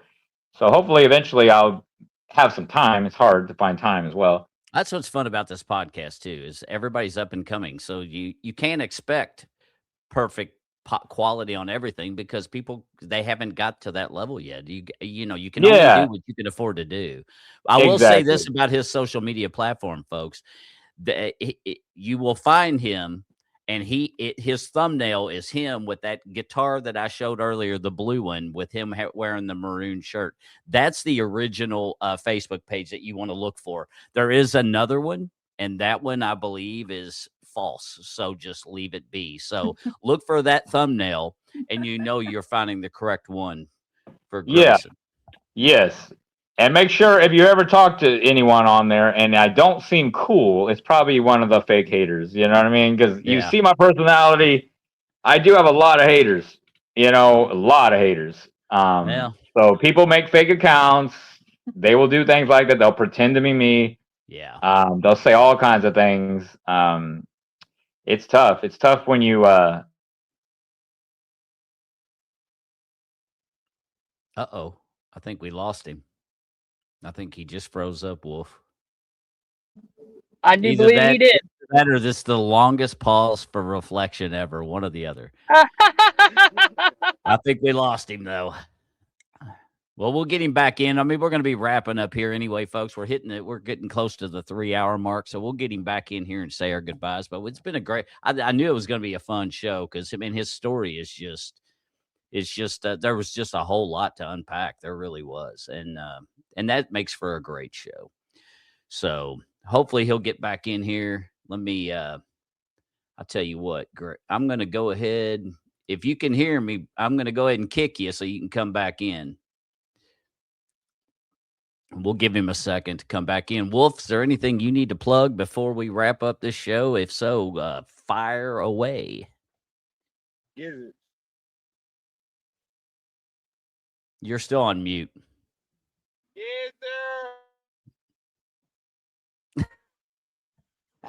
I don't know if did you hear him? It's not part of it. He yelled gizzards as he was walking away to go to the bus stop. What's up, Travis? Man, we're just wrapping up the show, brother. We've been on for about 3 hours now, but well, Wolf might be famous. I'm just some turd, but I keep hearing about it. I hope y'all have a great day. We hope you have a great day too, Travis. Thank you so much, man, for stopping in, brother. I really appreciate it, Travis. Well, hopefully he'll come back in. I don't have anything else. All right. And really, there's not much else. I will say this while we're waiting for him to come back in. Again, those of you all, I can't say this enough, but those of you all that want to go to that award show, please, if you're looking for tickets, there are still some. Get them while you can. Also, book your hotel earlier than later so you're not last minute ditching. Everybody, you can go and check her Facebook page at southernlightsentertainment.com. And Graysin will be back. Hey. There he is. You can go and check out her Facebook page at southernlightsentertainment.com. You'll see. Can you refill that? She posted. We went through and did the whole lineup of what everybody gets. So it took us a very long time to figure out time slots so where we could try to keep people from, like maybe let people get back to the seats before they may or may not win awards, stuff like that. So it was a strategic back and forth, who's going to do what. And then, of course, we had to plug in times and everything else. So it came out to where everybody gets 8 minutes. 8 minutes. Granted, it may not seem like a lot, but in the grand scheme of things, we have to adhere to an 8-minute schedule because it's going to go on for I don't know how many hours. Like it's a lot. So if we let people do more than that, then I mean, hell, it'd be 1 a.m. before you could even get out, and I don't even know if you'd have it that long. So it's 8 minutes. So if you got 2 songs, for sure, it looks like most people. But if you have a couple shorties, you might be able to squeeze in 3 as long as you hit the 8-minute mark. But again, go to southernlightsentertainment.com, check out her post that has the different time slots, and you can just check and just make sure nothing's changed. You are used to hearing my loud mouth on podcasts, so if there is something that does update, I do try to mention it when I do shows, as well as I'm learning TikTok slowly but surely.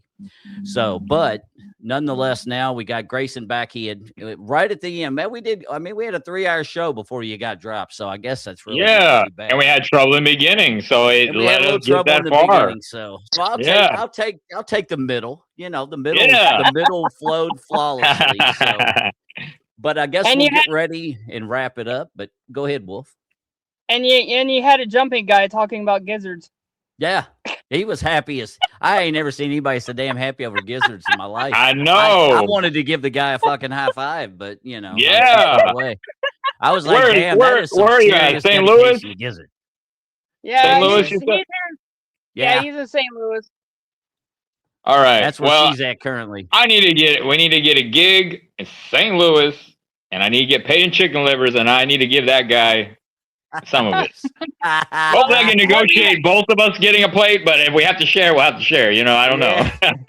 Times are tough. Let me know, because I can actually text him and tell him where you're at, and he'll come. He'll definitely come and get some. Man, I love it. I love it. Man, that brings me back. Oh, man, I'm excited. I love crazy shit like that. Just the little things. I had to mute myself the entire time because he was standing by me and he was laughing and commenting on everything. And he said, "Dude, you didn't tell me about your podcast." I said, "I did too." He goes, "Well, you told me you had something, but you gave it to my girlfriend." And I'm like, "Well, she was supposed to give it to you." And he goes, I would love watching you guys, you and Bones. He said, "I would love watching you guys." I said, "Well, usually lately I've been streaming stuff on my YouTube." So I gave him my YouTube. He goes, "Man, you guys are hilarious as hell." We and we've been blessed. We've had a lot of good people, you included. So thank you so much for coming on the show and taking time out of your day. Especially, I mean, you trooped through like 3 hours like it was nothing. And I know that we could have with your story that hour and a half we talked on the phone the other day. I was like, damn, you could make a big. I mean, there was a lot to cover. And that's why I was like, man, this is going to be such a good show. And it was. Yeah. So we can do it, and we could do it again, whatever. Next year, we'll see what happened this year or something, and fill in some details that happened that we didn't talk about in between kind of stuff, Yeah. Absolutely. But it was a pleasure seeing you in person. And then, of course, meeting Mama. It was really nice. So tell her thank you so much for even participating. She was a doll. That's for sure. Well, Graysin, when I get home and I get settled and into a place, I definitely want to have you on my podcast too. For sure. Hell yeah. Yeah. And where are you going to be at? So are you in Louisville normally? Like, is that where you're going to head? No, I'm going to be in Kentucky. Okay. She's more like Moorhead area. So Moorhead. Yes. I love Moorhead. An hour and a half, 2 hours away from Louisville. Yeah. I've been there multiple times. So I played there twice, I think, at Moorhead State. Yeah. And so I've been there a lot, chilling. Love it. Love the town. Hell yeah. Well, I guess, ladies and gentlemen, I guess we can go ahead and just wrap it up. If anybody's got any last thing they want to plug real quick, feel free to do it. But if not, I just want to thank everybody for coming out and watching the show. A lot of times you don't have as many when you're early on like this live as you do later. So, so once I don't know if I told you this, but tonight tomorrow is when I'll probably upload it. I'll have to let it download, then I'll upload it to Buzzsprout. Then once I do that, in about 24 to 48 hours, you'll be on Apple Podcasts, Amazon Prime, Spotify, the whole, and there's like 12 other like ones that I'd never even fucking heard of. So you're obviously going to have the audio and video is going to remain on my YouTube channel, which is at Bones42323 for anybody that's interested in watching and listening. The others is mainly audio because it's way more expensive to do both. And it was not cheap to do one. Not to mention this platform, I got to pay for this too. That cost. So I'm taking it in baby steps until I can start making some money as well to kind of just help with the cost. But other than that, I'm really blessed that you took time. Thanks, brother. I really appreciate it. Of course. Hopefully we'll see you at the award show. I mean, that would be it would be flipping awesome. And hang out with everybody and just have a good show. So Miss Pam, she's really put in a whole lot of her own monies. And it's we definitely want people that want to be there and that want to actually play live too. Live music is, I mean, that's the best part about the award shows is watching the bands perform. So I look forward to seeing everybody, and thanks again for being on. And then you may have him on too. And again, the invitation is always going to be there. So I really appreciate it. Oh yeah. Here, like I said, for Wolf, I'll be on your show, and anyone who does listen to this later on, has anything that they want to, say, comment, ask me, contact me on any platform. I try to check and be active on different things, DMs and stuff like that. So, if there's something I left out, and I'm open to anything. It doesn't even have to be about music. Like I always tell people, like I'm a complex character. Music might have gotten me, started and everything. That piece of wood, like I talk about, but and you want to talk about Well, we talked about family, food, man. We had a hell food. of a food conversation. Yeah, food. If you want to, people are more interested in food, my religion, my fitness, anything, man. Like, I'm down to talk about anything. I love just helping and sharing. Like, because again, there's people who want to know, like I said, how did I thin out, and how easy it was, and how maybe somebody just wants to change their diet, and they want to know how did you do it, or what's your workout regimen? Okay, because like I just work out at home. I That's don't what I even have do a gym too. membership, and it's Yeah. like, man, I think I'm doing better here than I did when I was at a gym. So like, you don't It's always need, funny that you say that because I think so too. I yeah, feel that I'm more motivated doing it at home because I don't dread the drive up somewhere the and then drive. working Yeah, out you and end up driving spending like home. an hour Yeah, it's like driving. I can just Yeah, work out for an hour and be I yeah. would, done ra- with it. I would, I would rather exercise at home as well because I don't like to do it in front of others. Well, Yeah, and I can understand. I could see that too. Yeah, that makes a lot of sense. yeah, yeah. And you also be casual. You don't got. You might want to get more dressed to go to the gym. You know what I mean? At home, you're just Well, like that's true too. Yeah, whatever I'm wearing. I'm absolutely. gonna work out in this. Like so. Yeah, it's like I said. I'm open to that because if anyone needs any way to help, right? How to get started. You want some advice and music, or like I said, if it's even said about what I do, Torah study, religion, just just ask questions. Never feel like you're offending me. Everything is on the table. If I don't want to answer it, I'll tell you, hey, that's not cool or something. Like Yeah. it's all good. So yeah, so just anyone who listens to this, contact me if you want to ask a question, or if any opportunities like that one guy you said about the acting and stuff like that. I've never done that, but I'd be I open gotta to go buy. chatting. Well, you All never right, know. we'll be in touch. Hell yeah, brother. Yeah, but yeah, It so was a like pleasure. anyone, like I said, I'm down for that. I had looked for some opportunities to do different things, modeling, all kinds of things, because I was like, hey, I'm fit now, so I'm open to everything. Just contact me. I'm just a real guy trying to make it out here. Come to a show if I post a show as well, and or if anyone has a gig or a bar that want me to play, contact me. Like I said, I'm even playing at the library over here in Spencer, Indiana. Like I play everywhere. I said I'm the madman. I play on trailers, at ranches, you know, street Hey, if corners, when you whatever you want it, need, man. that's what you got to do. You got to just Yeah, go so get I it, and just you're a go contact me, getter. Chris. It's obvious. So That's what I do. So yeah, that's all. That's my only plug, really, is just, hey, I'm here. hell Contact me, yeah, ask me my questions, brother. and if someone asks me on yours and you want to ask me for them, same thing. Just shoot me something. I'll answer the question. You You know. got it, my brother. And man, it was great meeting you and You Mama. too. You You know, too. And it was we'll see each fucking. other again. We'll be in touch. Oh, we totally will, bro. And I say, Oh, maybe 100%. we'll do another show, a year later to see where I'm at or something.